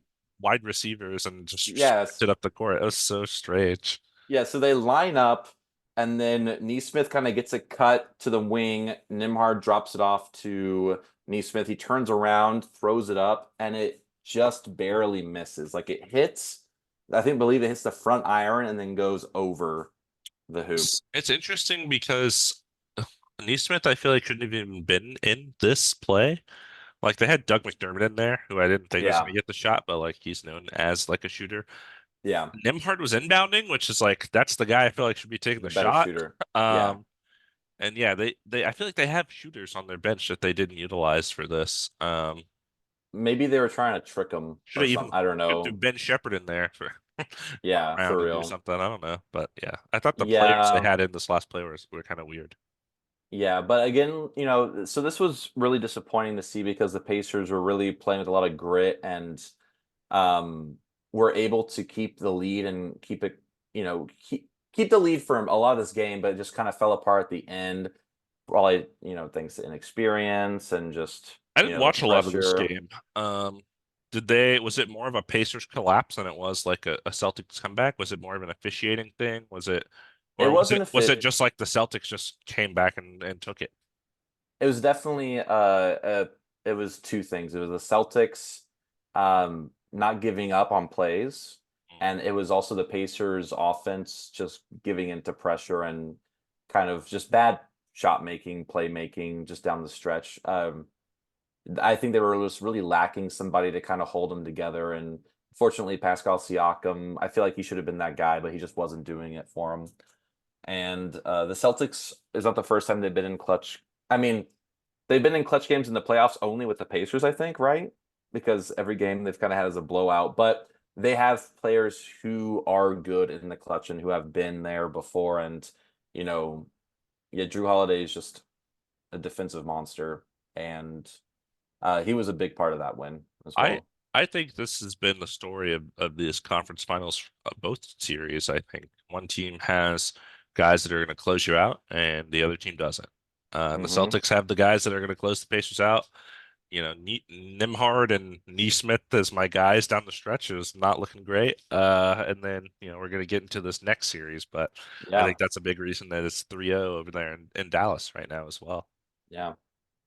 Yeah, so Celtics up 3-0. They're about to play in a few minutes. They'll probably start once at the end of this podcast, and we'll check in with y'all next time on that. But we got the Western Conference now to talk about. The West. The The West. West. The West. All right, let's talk about the West. It's 3-0 Mavericks. We said that already. It's been a crazy three games, all decided within like 3 points or something like that. And just back and forth the whole way. So I'm going to get into that. Game one, both teams showing their great defense to start. After 4 minutes of game time, it was 6-6. So it was just, lots of defense. I think the only buckets that were scored were in transition, basically. Jaden McDaniels hit back-to-back-to-back threes for the Wolves to take control midway through the first. On the other end, Kyrie got it going early rather than Luka, who usually is their first half operator. Hmm. He finished the first quarter with 13. Kyle Anderson in the second scored 7 quick points off the bench for Minnesota, which you like to see, and they took the lead back. Anthony Edwards hit two transition threes, one of which was right at the end of the first quarter. So the Wolves ended up being up 33-27 after one. Shortly into the second, Rudy Gobert got fouled and was already taking his fifth and sixth free throws, which I thought was interesting, and he was hitting them too. So that's good because he's not known as like a great free throw shooter. But he'd Yeah. been hustling on the boards on both ends and got fouled a lot throughout this game. Jaden McDaniels hit his fourth three and then picked Luka's pocket to go on a fast break layup and had 14 in the second quarter. So he was the best player for the Wolves for sure, at least in game one. Yeah. The Mavs' execution on offense was looking a little lackluster in the second, and they went on a 4-minute scoring drought. Then they scored 4 straight possessions thanks to Luka and Kyrie because they are those guys to bring it back within a 2-point game. The Wolves hit a couple threes to extend the lead a bit, and then even though he wasn't scoring a ton, Anthony Edwards was doing a lot of playmaking early on, finding open shooters, hustling for rebounds. He actually had 13, 9, and 5 at the half, so that's pretty good. And Yeah. then the Mavs put an emphasis on pushing the pace, something that we're seeing in both conference final series. Even Hmm. on Minnesota makes, Kyrie would run down the court and get an easy layup on the other end because they weren't allowing the Wolves defense to get set. He actually went into halftime with 24 points on 11 of 14 from the field and hit an and one at the buzzer. He was just doing absolutely great. And Yeah. I thought it was worth noting that before the series, Anthony Edwards kind of called him out, not intentionally, but they interviewed him and said, "Yeah, so like you're gonna have like the Kyrie matchup," and he was like, "Yeah, yeah, I think I'm the best player on our team to guard him, so I'm gonna do my best." And one half into the series, it wasn't looking too good. So It's so funny to me because when he said that comment, I thought nothing of it. And the next day, all I saw was Ant-Man calls out Kyrie Irving, says he's going to guard, and was like, "Yeah, that's his assignment." that's I his don't. It was assignment. Yeah, people even like at the game one post game interview with like Chuck and Shaq. And Chuck was like, "Kyrie, what do you think of Anthony Edwards saying he could take you?" And he's like, I didn't think anything of it. I'm just going to go and play my game." right. I thought it was a lot of people making. It wasn't like really call out like, "Yo, Kyrie Irving He's sucks. I'm gonna trash. guard." Yeah, it was.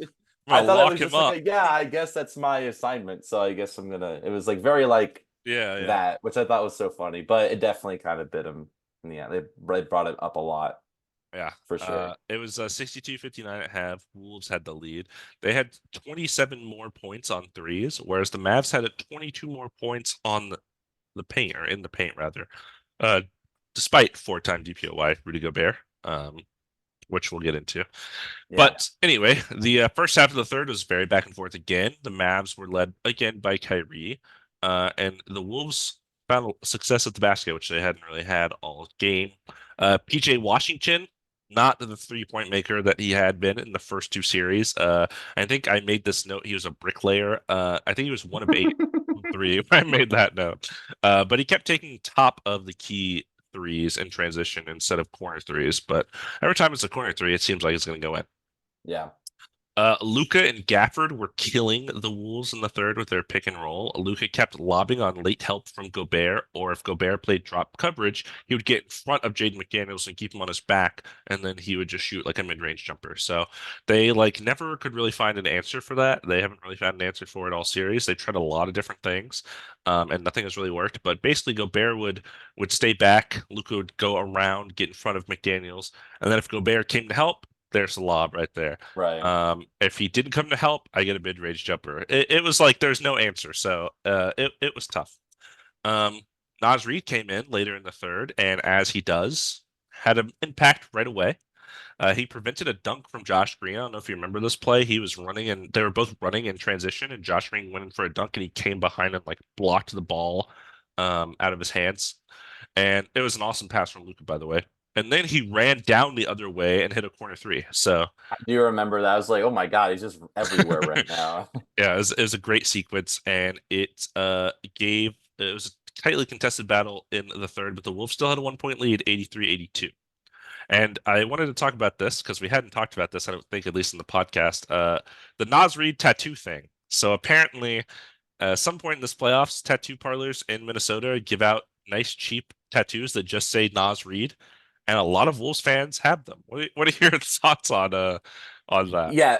So it started. It happened during the believe this first round of the playoffs, like toward the end, after it looked like it was going to be a sweep, and then it got really big in the second round of the playoffs. And yeah, it was one tattoo shop offering a Naz Reid tattoo for 150. It was Wow. 150, one size. It's just like it is, and you just get it wherever. And then other 150 places like started doing it. $1.50 or like No, no, at 150. Yeah, okay. yeah, yeah. Yeah, and you know what's so funny is that if I was there, I probably would have got one too. It just is so funny to me. It is But it's so funny to get hilarious. someone's name. It's Like it really just the like name. it's just the name, which I think honestly, it's better than getting like something profane tattooed on you. But you always have to be careful getting someone's name or something tattooed on you. Like what if, If he turns Nasrid out to gets traded. Like well, I mean, yeah, he gets traded, or like I meant more like personal stuff. Like, what if he's not oh, a good person? I don't know, that would be bad. Yeah. Yeah, and then you have the Nasri tattooed on you, but at least it's like a little Then you black just get an name, X so you over just it. yeah, or you just get it blacked out and you get something, you know what I mean? But Right. I think it's funny. Prob I don't know. I probably wouldn't get it. I don't know. It would be fun, but It is I funny think though. I love that they're happy for their team. It makes me happy that they're that happy, Yeah. honestly. Yeah. And Naz Reid continued to do his thing to start the fourth. It looked like Minnesota was creating a gap. Luka went on a 7-0 run by himself to give the Mavs a 2 point lead. He had two mid-range jumpers on the drop that I had mentioned before. And then he also drilled a three right in Nickeil Alexander-Walker's face. It was so interesting because they passed it to Luka, I think, off an offensive rebound.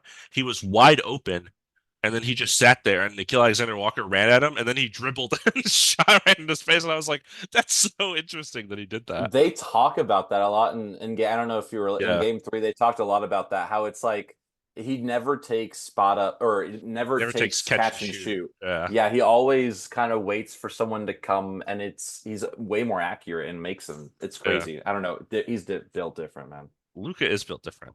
He has been built different all Hey, series. he's right here too. He's Never forget. yes, sir. Perfect time to get that gift, I guess. Oh, Uh, no, yeah, exactly. Finals MVP Luka Doncic on my wall. right. Definitely going to be the Magic Johnson Western Conference Finals MVP, I would assume. Absolutely. Yeah, seems like it. After the Wolves had a timeout, Gobert subbed out. Dallas got two straight baskets at the rim and two free throws, so their run went from 7-0 to 13-0. And Rudy Gobert came right back in because they were like, okay, that's not working. Anthony Edwards scored his first points of the second half with 7 minutes left in the fourth, so he kind of had an offensive slump. But they got a rebound and led to a top of the arc three for him. He did look really tired and passive late in the game, due to having guarding Kyrie on the other end. They mentioned this a lot on the broadcast, like maybe too much. But Absolutely. he did look like, he would every time he didn't have to do anything, he'd just like put his hands on his hips and kind of like, bend over a little bit, free throws and such. Yeah, he barely got to the basket. They talked about that a lot of prevention from Lively and Gafford. And yeah, Yeah. just I think, coming off of the previous series, they only had two games. They didn't have extra rest like Dallas because they went six. And then yeah, guarding Kyrie Irving, who is constantly moving and crafty and all that. I do imagine it would take a toll on you, but he did look Yeah. pretty fatigued late into this. Um, but he did leave the Wolves offense on a 13-1 run to put them up four. Following that, Luka hit a wild step back three over Ant to get the Mavs within one. And then on the next possession, he stole a pass from Jaden McDaniels, and this was a crazy possession. So basically, what happened is Jaden McDaniels had the ball. Anthony Edwards and Mike Conley hadn't even made it past half court yet. They were walking up the court, literally.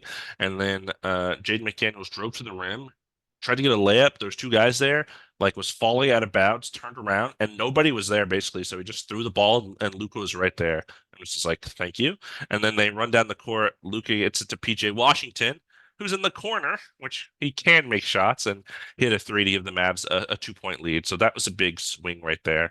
Um, and then another controversial play that happened in this postseason, offensive basket interference was called on Cat running in for a putback dunk because the ball was determined to be right above the rim cylinder. The refs actually reviewed it themselves to see if they made the call right because there's no challenges on this. And it was really, really close, and the ball was still above the rim. It was hard to tell if it was going to hit the rim again or if it was going to come off. So they kept it as offensive basket interference. It didn't count. And I yeah, remember texting you it should have counted. I think it should have would counted, have tied but the game, so it would have been yeah. very important. It's so like it's not like it was on the cylinder or obviously going like it was just a putback. You know what I mean? Like he was running in. It's like you can't like hold in the air, wait for it to go up again, and then do it. It's like I don't know. I thought the situation was different than just like any kind of like it's just chilling there and what usually is like cylinder interference, right? Is like if Right. you hit the hoop or whatever. So I thought that was a bit I think that was wrong. I'm glad they reviewed it though. I'm glad they didn't just kind of like let it go. But it is what it is. It would have been good for the Wolves, but you got to live with those plays sometimes. Yeah, and then Luca, who's not known for his defense on the next Wolves possession, actually jumped in the air to block a Conley Gobert alley-oop. So another good defensive play from Luca down the stretch. And then he went down, hit a mid-range over McDaniels, and that put the Mavs up four with about 45 seconds left. And the Wolves offense just seemed to sputter down the stretch. Naz Reid ended up tipping in a Cat missed three to make it a 2-point game. They almost got a turnover on the inbounds play, but PJ Washington threw it to like half court to Derrick Jones Jr. Mike Conley was just like a second late getting there to steal it. And then he got it to Kyrie, who is, of course, a great free throw shooter. Um, Yeah, so they ended up holding them off and winning the game one. Yeah. yeah. Lot going on there. You wanna break down some of these stats for me? Yeah, for sure. I got you. Yeah. So, this, so usually, at least in the other round, the narrative was that Luka would kind of cook in the first half, then Kyrie would cook in the second. This was flipped. So Kyrie really dominated the first half, Luka the second, and Luka had 15 in the fourth alone for the Mavs. He really led that spark to kind of come. It started with his offense, but also that defense that we talked about, Yeah. and his playmaking. So, like we said, he's just built different. Jaden McDaniels, the only Timberwolf, which more than 20 points in this one, and that does not win games. Yeah. Absolutely not. There's a lot of talk about Anthony Edwards not being aggressive enough in this first game and also in the second game, which we'll talk about a little bit. Um, Here's a couple of important stats, though. So Timberwolves shot 43% from the field and were 11 and 18 from the line. You make four of those, you win this game. Right. I find very interesting. The Mavs, meanwhile, they shot 49% from the field and they went 16 of 17 from the line. Make your free throws, kids. Make your free throws. They managed to win despite going 6 for 25 from three. That's 24%. That's the stat I couldn't believe. I was like, Mavericks usually are pretty, at least like league average from three. Yeah. Like they will make at least 33% of them. Like that was crazy to make only six, especially on a team with Luka and Kyrie. They outbigged a big team. They finished with 8 more rebounds, 5 more blocks, and 24 more points in the paint. A Which story of this Timberwolves, series, honestly. Right? Yes, because we're gonna talk about it because Timberwolves, they live in the paint. I mean, you got Gobert in there. Anthony Edwards loves getting to the paint to score. So really Lively says and a lot Gafford about have this been team. killing them. Absolutely killing them. At some point during this game, Reggie Miller mentioned that the refs need to call fouls when they occur, not wait to see if the shot goes in. And that's something that you agree with, Yes. right? Is that what you said? Do you want to talk about that a little bit? Yeah, so what I mean by this is like, a player shoots a layup, it goes and like rolls on the rim and then falls off, and then they call a foul because Yeah. the shot didn't go in. And he's like, they should just call a foul when it happens, not see if it's going to be an and one. Which I'm Yeah. like, yeah, I did notice that when he was talking about it, and I thought it was interesting that he mentioned it because apparently I learned Jeff Van Gundy, who's no longer with ESPN, is because the NBA complained to ESPN about how much he would comment negatively about the officiating and the officials. So I just thought it was interesting that Reggie Miller brought that up because I feel like it Yeah. could be a problem if he talks about it too much. But like, I feel like you should be allowed to talk about what's happening as a commentator. And if Yeah, they're not if gonna bad officiating is happening, you should be able to talk about it. yeah, they're not gonna have any commentators left if they just let everyone go that complains about it because it's not just willy-nilly stuff they're talking about. Although Jeff Van Gundy was a little bit, he was always like, "All right, I can tell from here that was a foul. Why are you reviewing it? Come on, guys." Yeah. You're gonna stuff like that, and you're like, okay, if you're gonna be like that, sure. I will say that in the officials, the referees like rule book, it says that they should, if if there's a foul occurs, to wait to see if the play benefits from a foul being called or not. Which I don't agree with either. So I'm saying just call it a foul. If a Don't foul happens, call a foul. Yeah, because regardless, it's Like gonna that should be the rule. benefit the team. You know what I mean? Like Yeah. that's a foul. So, anyways, so that was game one, Close win for the and Mavs by 3. yeah, that was a good win. All of these, I will have to say, compared to the other series, all of these have been very close and well earned for the Mavericks. I will say, Oh I yeah. never was like they got robbed. Never was like the Timberwolves got robbed. It was just played a better game. It's we're gonna talk about it in game 2 and 3, but a lot of the series is Luka and Kyrie down the stretch are giving the Mavericks what Anthony Edwards and anyone on the Wolves are not giving that to. Yeah. And there's a lot of narratives going around. We'll talk a lot about like the free throw disparity. And we kind of discussed this before. I think we started podcasting, but we'll mention this too. Like we don't see this big a deal about it, but we'll talk about it. Yeah, I think I So put it in the notes for both of the next 2 games. okay, cool. Yeah, we'll talk about it a little bit. So game two, shall I? You shall. I shall. All right. Timberwolves, Mavericks, game two. Mavericks ended up winning by 1 point. Mm. How did they get that 1 point? You got to wait. We're going to talk about it. Although you've probably already seen it if you're a fan of basketball. So the game starts. Luka Doncic threw a lob to Daniel Gafford in the pick and roll to start the game. So statement right there, Yeah. Conley was the only Timberwolves to stay back, so he had no one to inbound the ball to. Timberwolves called a timeout 36 seconds into the game because of this. Not good. So be cognizant of your players and That's such a make bad sure this. sign to start Yeah, the that's game. not a good sign. There's a lot of fouls called early on. So the Wolves are in the bonus with 7.5 minutes left in the first, and that means that the Mavericks, they already picked up 4 fouls. So every time there was a foul, they would go to the free throw line. Timberwolves had 7 free throw attempts in the first 4.5 minutes. Cat picked up 2 back-to-back fouls with about 6.5 minutes left and had to be subbed out. Naz Reid hit a 3 as soon as he came in, naturally. I didn't see these fouls. Were they typical Cat fouls? Do you Yeah, remember? they were like pointless fouls that you should make as he does. He has to have a couple of them Yeah. a game. It's part of his deal. Yeah. It's like I got out of the way, got out of the way. Now I'm good. Timberwolves had 5 more rebounds and had shot 8 more free throws at the end of the quarter. So they ended it with the lead at 32-26 at the end of the first. Yeah. So Luka he was getting blitzed on the pick and roll early in this game, and it was pretty effective. And by blitzing, meaning we just have 2 defenders kind of running at him to defend. He has to make a decision who to pass it to, and then kind of rearranging the defense. He had some turnovers while trying to pass it to others out of the blitz. on these passes that he made. The Mavericks, they struggled to create outside of Kyrie. Um, So it's just so get the ball out of Luka's hands, basically. yeah, which is a pretty good tactic. Yeah. That's what a lot of teams do. Especially And because we talked about the drop in the stuff in the first game that didn't really work. So this was their strategy, was like just send them all at him and yeah, have somebody else figure it out. yeah, like make the other players on this team beat you, not Yeah, Luka. yeah. So the Wolves' second quarter can be defined by ball movement. They're using a lot of screens and nice timely passes to get good looks on offense. Mike Conley was hitting threes, Nas was hitting threes, Cat and Gobert were getting easy looks at the bucket. Their defense was helping this process too, as they got in transition often. They almost pulled away, but the But Mavs flipped this a bit towards the end of the half, getting transition buckets of their own.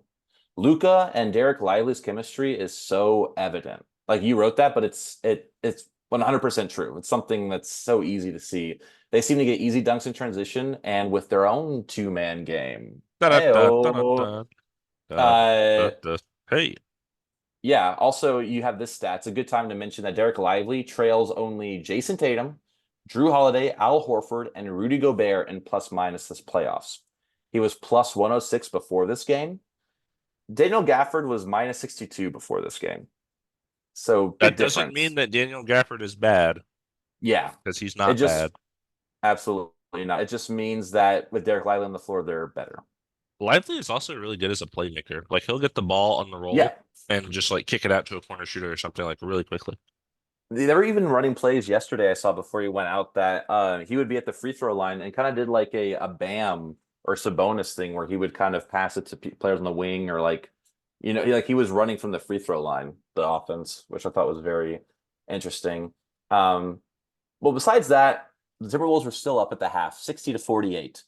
Both the first two games, Timberwolves were at the lead at the half. Mhm. Important to note. Timberwolves were getting second chance points early in the third by getting a lot of offensive rebounds. Mike Conley got a couple himself and then would set up good plays for his team. Kyrie, haven't really mentioned him about this game. He really struggled this game. At the 7 minute mark in the third, he was 2 of 9 from the field with only 5 points. Seems, like their chemistry for winning is when both players are, really just offensive weapons. So really needed to pick it up if they wanted a chance at winning. Right. Midway through the third, the Mavs started a run to close the gap to single digits. It got as close as two. Luka continued to dish passes to his bigs for wide open dunks when the Wolves blitzed him and the big man rolled in. The Wolves offense slumped during the stretch, as it often does. Gafford had 4 total blocks already in the third, and he was playing really good defense on the interior. He's some crazy blocks this playoffs where he just like Yeah, he's spikes the been. ball out of bounds. Yeah, I love it. And in game three, he gets really emotional and Oh stuff. He yeah. just really gets hyped up by it. I love seeing that. Luca went back to the locker room in the third for a couple of minutes, and during that, the Wolves obviously re-extended their lead. Nas Reed hit a three at the end of the quarter to make him 5 of 5 on threes in this game, and he's going to make more. Yeah.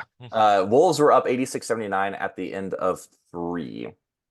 So going into the fourth, the Mavs went on a very quick 8-0 run to start the fourth, thanks to 2 threes from Kyrie Irving. There we go, making his shots. It's Mhm. allowed the Mavs to take the first lead of the game by 1 point, 87-86. Important to note, another player I haven't really mentioned this game, Anthony Edwards.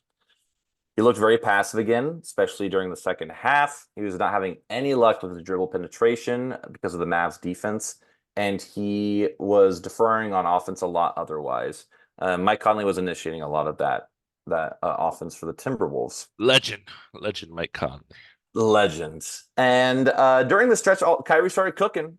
He started cooking, and then he and the Mavs looked like a better team in the first half of the fourth. Looked like a better team than in the fourth than in the first half. Excuse me. The only reason the Wolves stayed attached was our tattoo god, Nas Reed.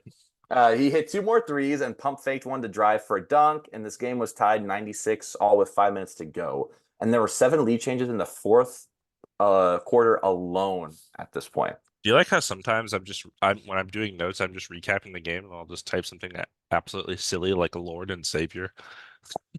I do love that because it makes me think I- and it makes reminds me about who it is really.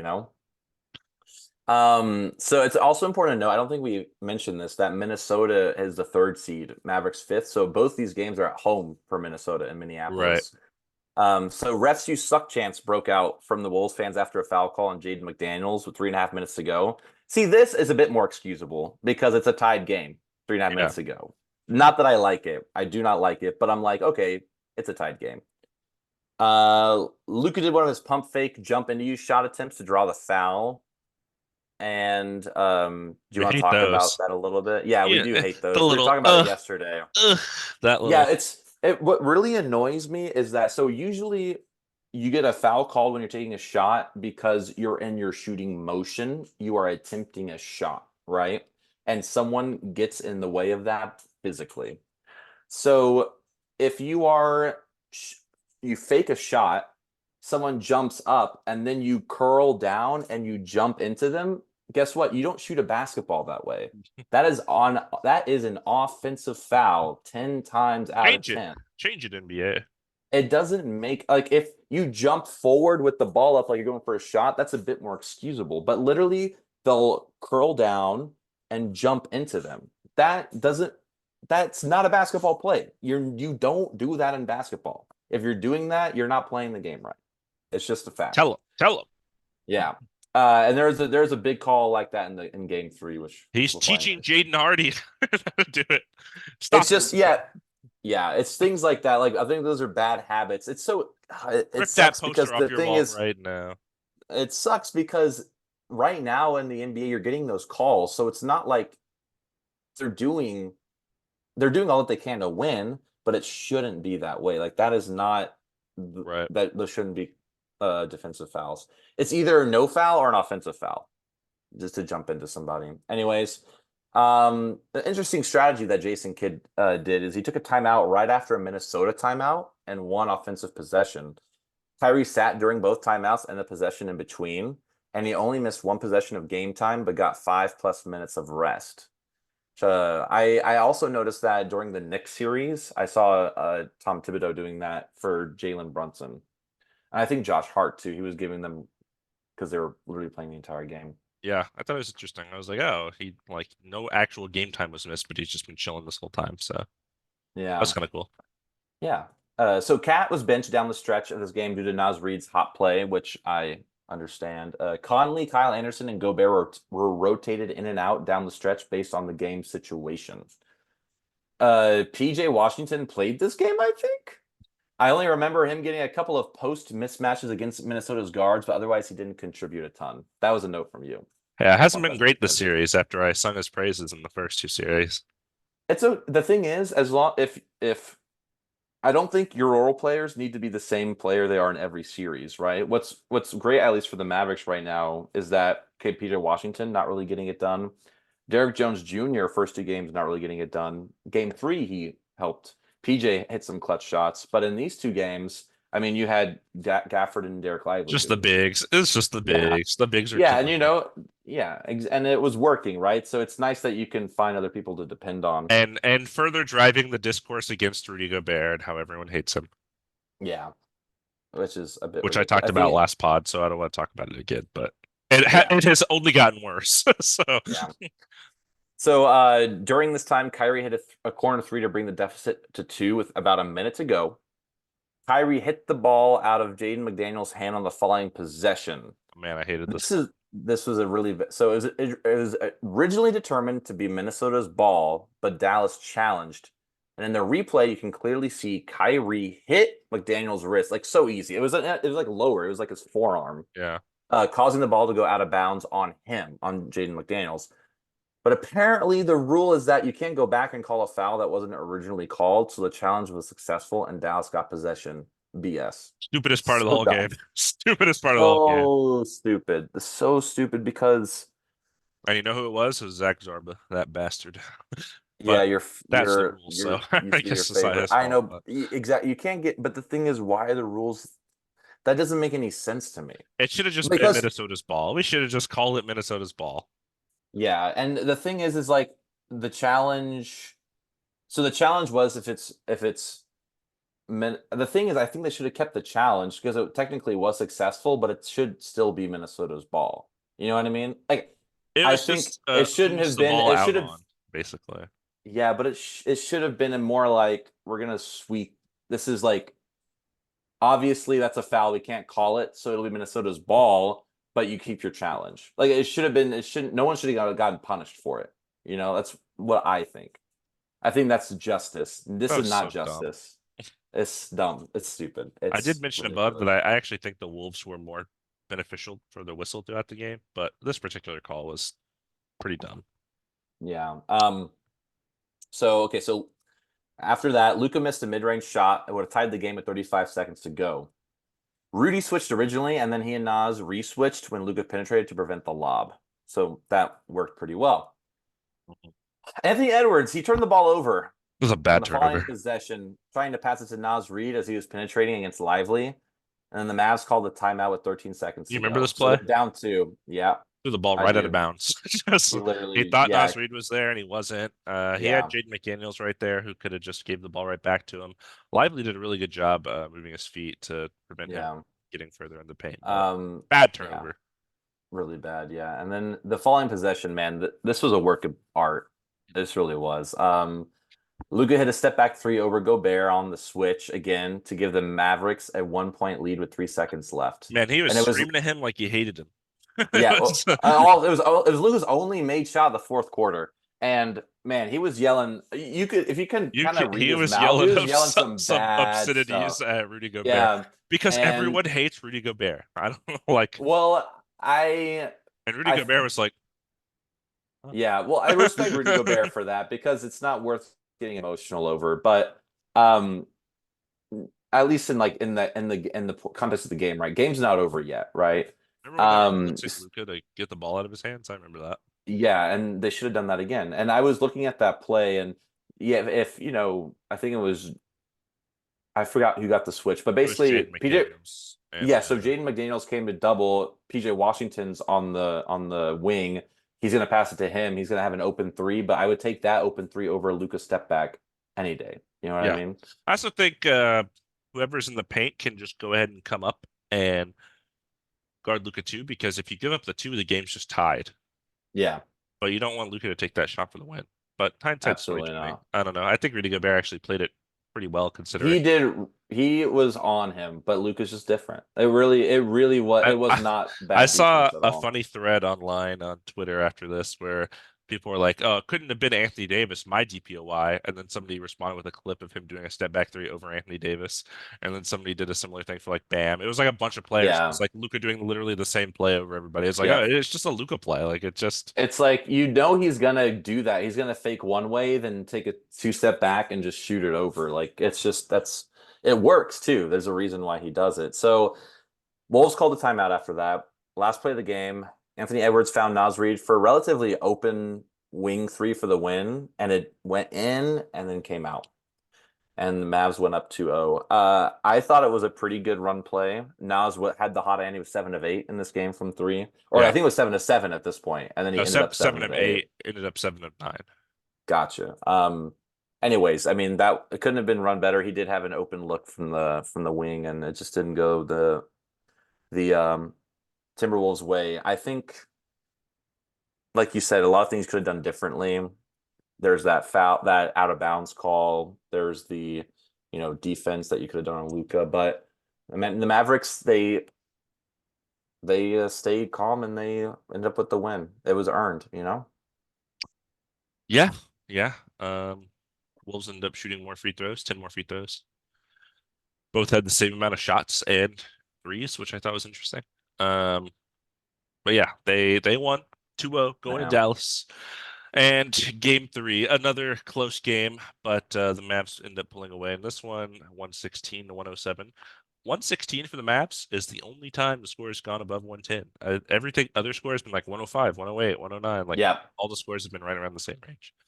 Um, Interesting observation. Anthony Edwards started this game guarding Derrick Jones Jr., so he has given up the Kyrie assignment, I guess, to probably preserve energy for the game. Um, Yeah. on offense, he was getting in the paint more early, which was nice to see. I think a lot in the first two games, he's doing a lot of settling for jump shots and stuff like that. hmm Um, but he would finish the rim or pass to shooters. So I feel like that's better for their offense. The Yeah. Mavs center substitution finally became clear to me. I had made notes that I went back and deleted because I didn't want to harp on this point too much.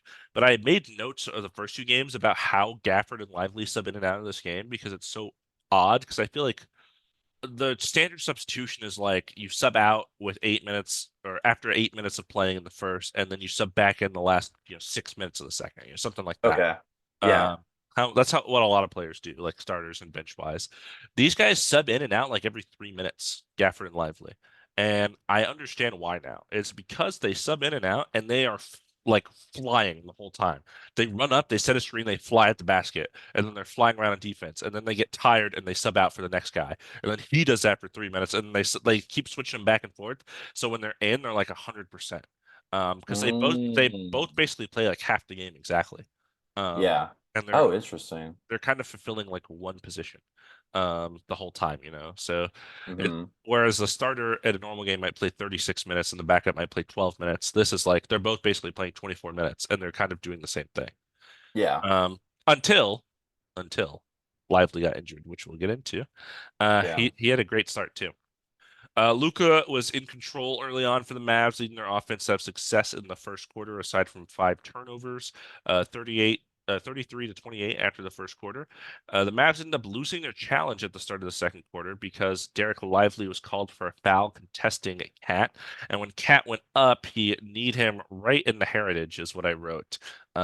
Just they talked about it in the commentary. They were like a direct hit, like right Yeah. in the worst possible place. Yeah. The family jewels. Yeah, and he hit him, and he was going up, and then he kind of put his hands down, so the challenge was unsuccessful.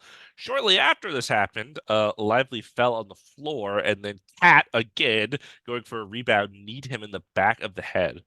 And it looked pretty bad. He was groggy on the floor for a while. I was worried he was going to have a concussion. It was not reported. It was reported a neck strain, but he did never return. He kind of went off the court slowly, which is big because he's been really big for them. And assuming they can Yeah. get out of this series, they're definitely going to need him in the finals. So Absolutely. I will say that both of these were not on not purpose. on purpose, yeah, It was an accident and inadvertent. inadvertent, as they say. And I just hate to see it though. Like it also is like a rookie playing this well in the Western Conference Finals is not common. So hopefully he comes back sooner rather than later. I have a feeling he won't be back for game 4, but hopefully if there's a game 5 or the next game, he's back for that at least. Yeah. And then early in the second, there was like 3 fouls against the Mavs in a row, and then like 3 fouls against the Wolves in a row, all within the span of like 2 minutes. I wrote Tony Brothers was a man on a mission because he was like, Brother I was. am I'll tell you that. tired of he was like, I am so tired of this. He gave Kyle Anderson a tech, which I He thought was did. kind of silly. He was walking away from Walking him, to just his talking to his bench. bench. Yeah. Yeah, and it teed him up. It's like, what are you talking He about? was he was mad. And then later, I don't know if you remember this, but later Luca was doing the LeBron jumping up and down after like a foul or something didn't get called. Or no, yeah, it was like a steal and he got a foul called and he started jumping up and down, no technical. So I'm Yeah. like, what are these? Luca needs to start getting teched. Yeah. Um, He yeah, complains a lot. he complains too much, but I don't even think that helps because he'll still get teched and then do it. I don't know. Anyways, I don't know Um, how to stop it. without Lively, legend Dwight Powell, Yes. legend of the pod, started getting some run. And even with him on the floor, the Mavs still looked in control. They were up 60 to 52 at the half, their first time being up at half this whole series. So I mentioned that earlier. The Mavs at the third quarter ended up being in the bonus, meaning the Wolves had 4 fouls, with 8.5 minutes left to go in the third. So the Wolves were in foul trouble early on. Reggie Miller and Stan Van Gundy started questioning the referees, specifically Ben Taylor, on some kind of ticky-tack calls that they hadn't really been calling all series.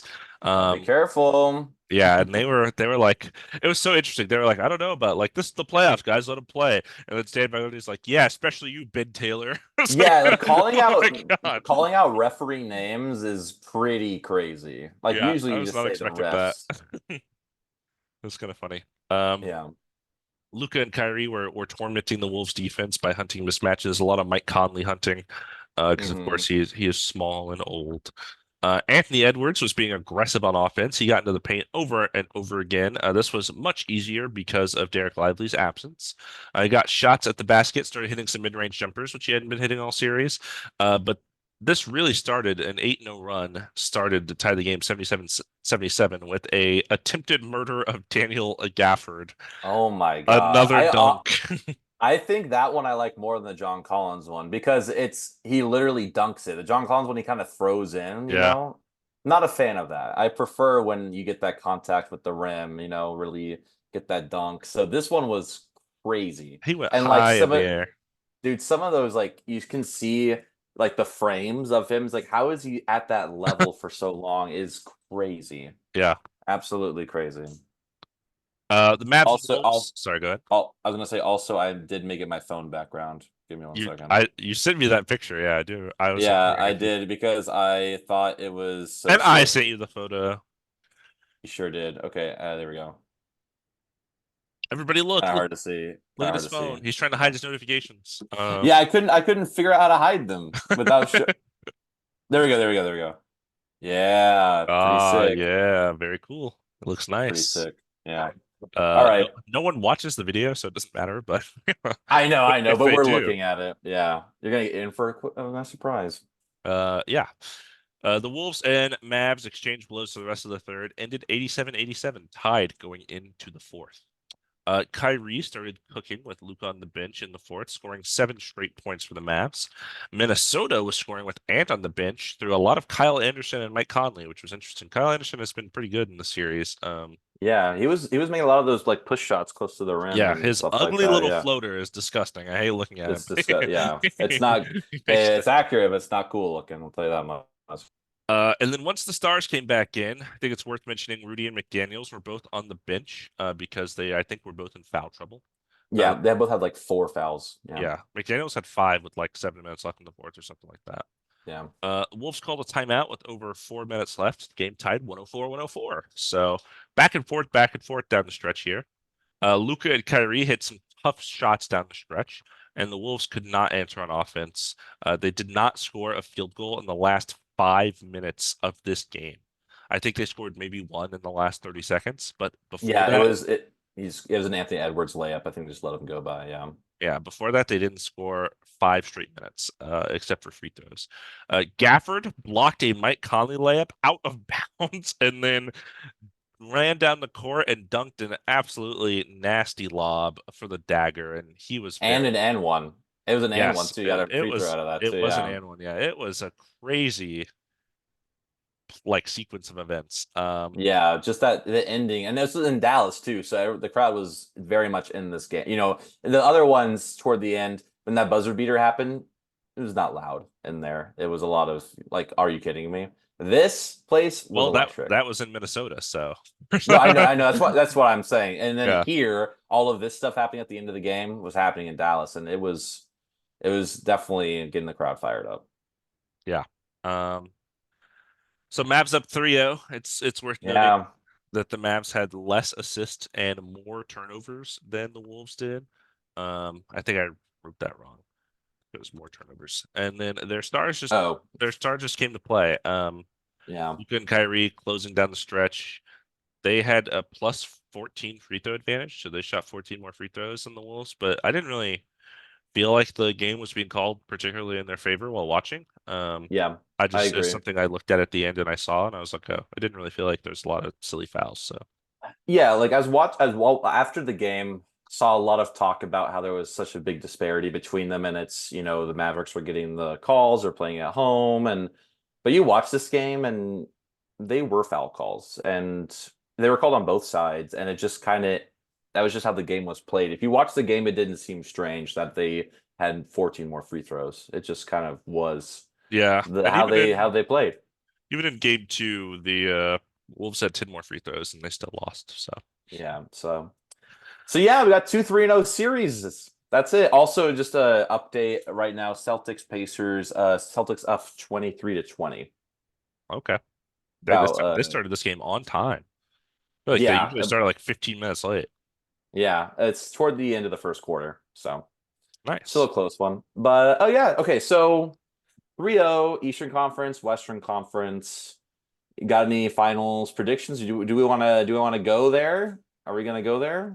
Considering there's been no 3-1 comebacks in NBA history, I mean 3-0 comebacks in NBA history, Yeah. it feels like regardless of how long it takes, the Mavericks Celtics will be the matchup, which will be very, very exciting. Um, I think the lack of size for the Celtics right now is going to come to hurt them with how good Lively and Gafford have looked, assuming Lively comes back and all as well. But Mm-hmm. no Porzingis right now, no um, Cornet. Fournette right now. Yeah, I think the Porzingis against Dallas narrative and the Kyrie against Celtics narrative, Oh, uh, the, interesting. those could be interesting. Um, I think the real question is out of Dwight Powell and Luke Cornett, who do you want to win a finals more? Dwight Powell, hands down. Are What you about kidding? what about Dwight Powell and Al Horford? Al Horford, by the way, I believe it is third most playoff games all time without a title, That's fine. behind I don't really, Stockton I and don't, Malone. I don't really care for him, so it's fine. Dwight Powell, Forget you, Dwight Al Powell Horford. over everyone. Absolutely. Well, yeah, I mean, at least to me, I don't know. I think it's kind of obvious. I think there's the Boston Celtics, who all the Boston Celtics fans are going to root for. There's the Dallas Mavericks, who everyone else is going to root for. So I find it very funny, a series like that, where last year Nuggets Heat two. I mean, I know Miami is a bigger market than Denver, but I don't know that many like Miami Heat fans, right? It is Right. like that. I mean, I see how you just decide, oh, do you want the team that's never won a championship before to win, or do you just like the players in another team better, right? I think this finals matchup will be interesting because of that. It's like Celtics fans really want to get an 18th championship. They kind of need one. They've always been on the cusp and they haven't. But the Dallas Mavericks, I feel like people like them a lot more. So, um, yeah, I don't know. I find it interesting. Also, they haven't won a championship. I mean, they didn't win one more recently in the Celtics, but again, they have 17 and Dallas has one. So, Yeah, I think this could be really interesting.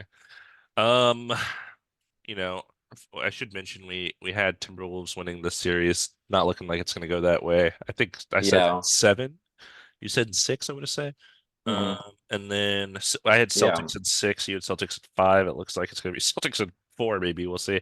I wanted the Pacers should have won 2 of those games. So, They you know, really should have. Yeah. I'm not that mad about that. Um, I like to break up the matchups. Who do you have to guard Luca? Does Tatum or Jalen Brown have to take that assignment? I think Derek White's too small. I think maybe Jrue Yeah. Holiday. Jrue Holiday is not as tall, but he is strong. Yeah. And then what, Derek White on Kyrie?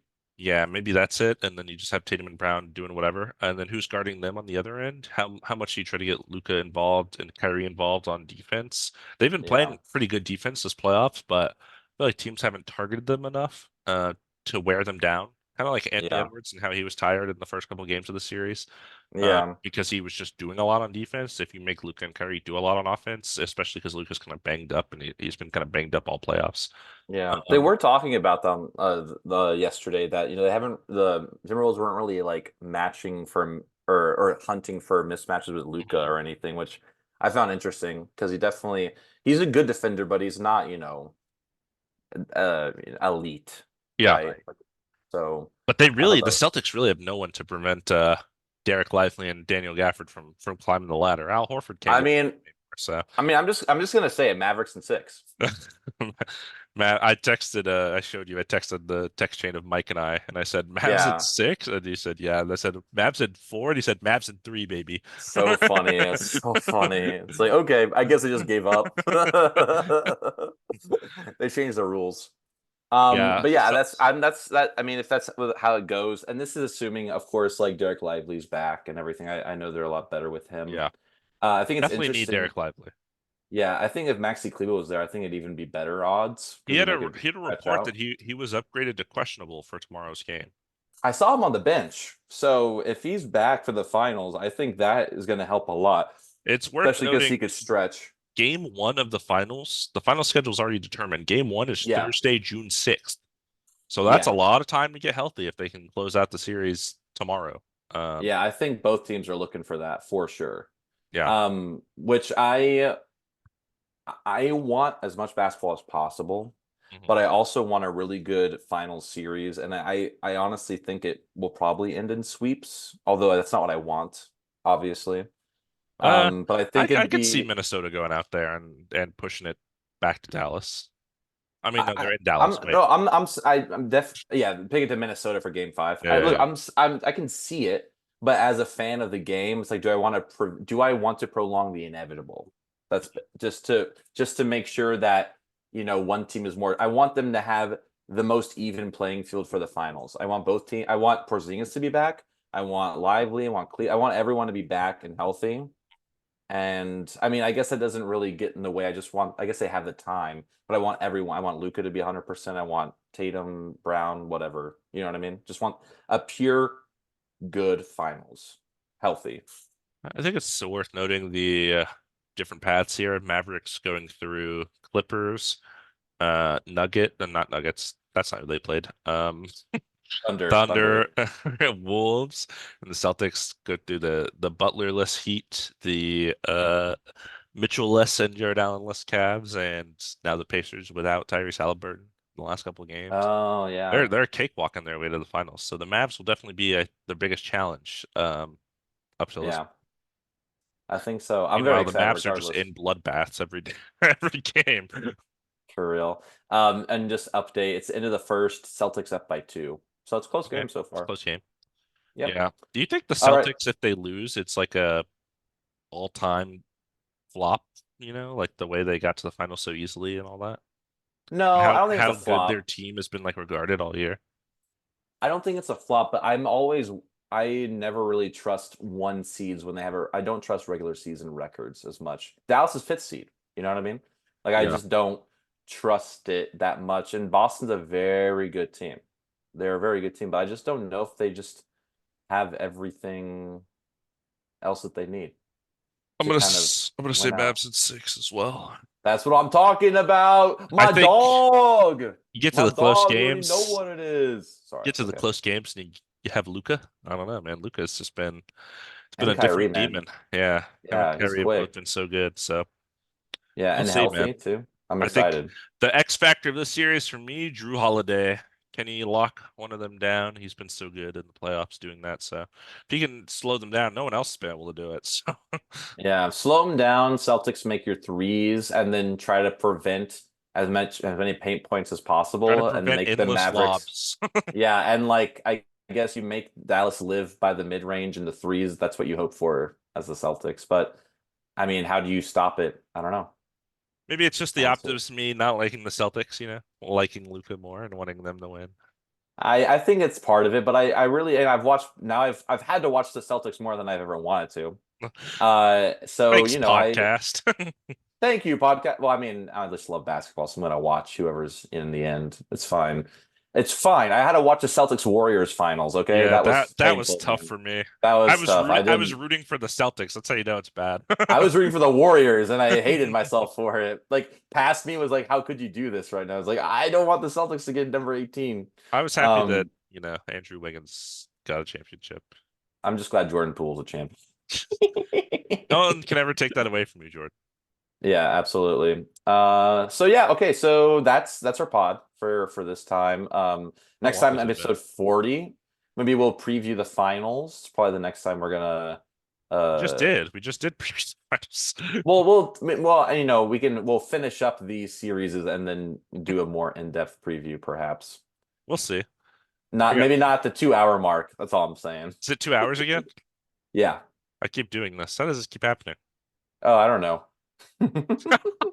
Um, anyways, but yeah, so thanks again for listening. Damon has a shot to take the last shot in this apartment. Let's get it done. Let's get it, Yeah, I guess if boy. we're doing it before if we're potting after next in less than a week, I'll have moved. Yes, I'll have Yeah, moved. Yes, yes, yes. yeah. Uh. Should be the last one. I'm going Here out we with a go. I'm going out with a make. You already know. I already know it. Fuck. Wow. It was close. It was close. It's like when I go on the Um, court, I gotta make it before I leave. yeah. And see, it just took one So shot for good you at to make this, it man. the right way. But again, okay, so this is thank you again so much for listening. Share it, like it, tell us what you want us to talk about next time or what we didn't talk about. Who do you think is going to win the finals? Or do you think it's the goose is already cooked for the Minnesota Timberwolves It's and cooked. the Indiana Pacers? We'll find out next time on Two Man Game with Damon and Dom. Fuck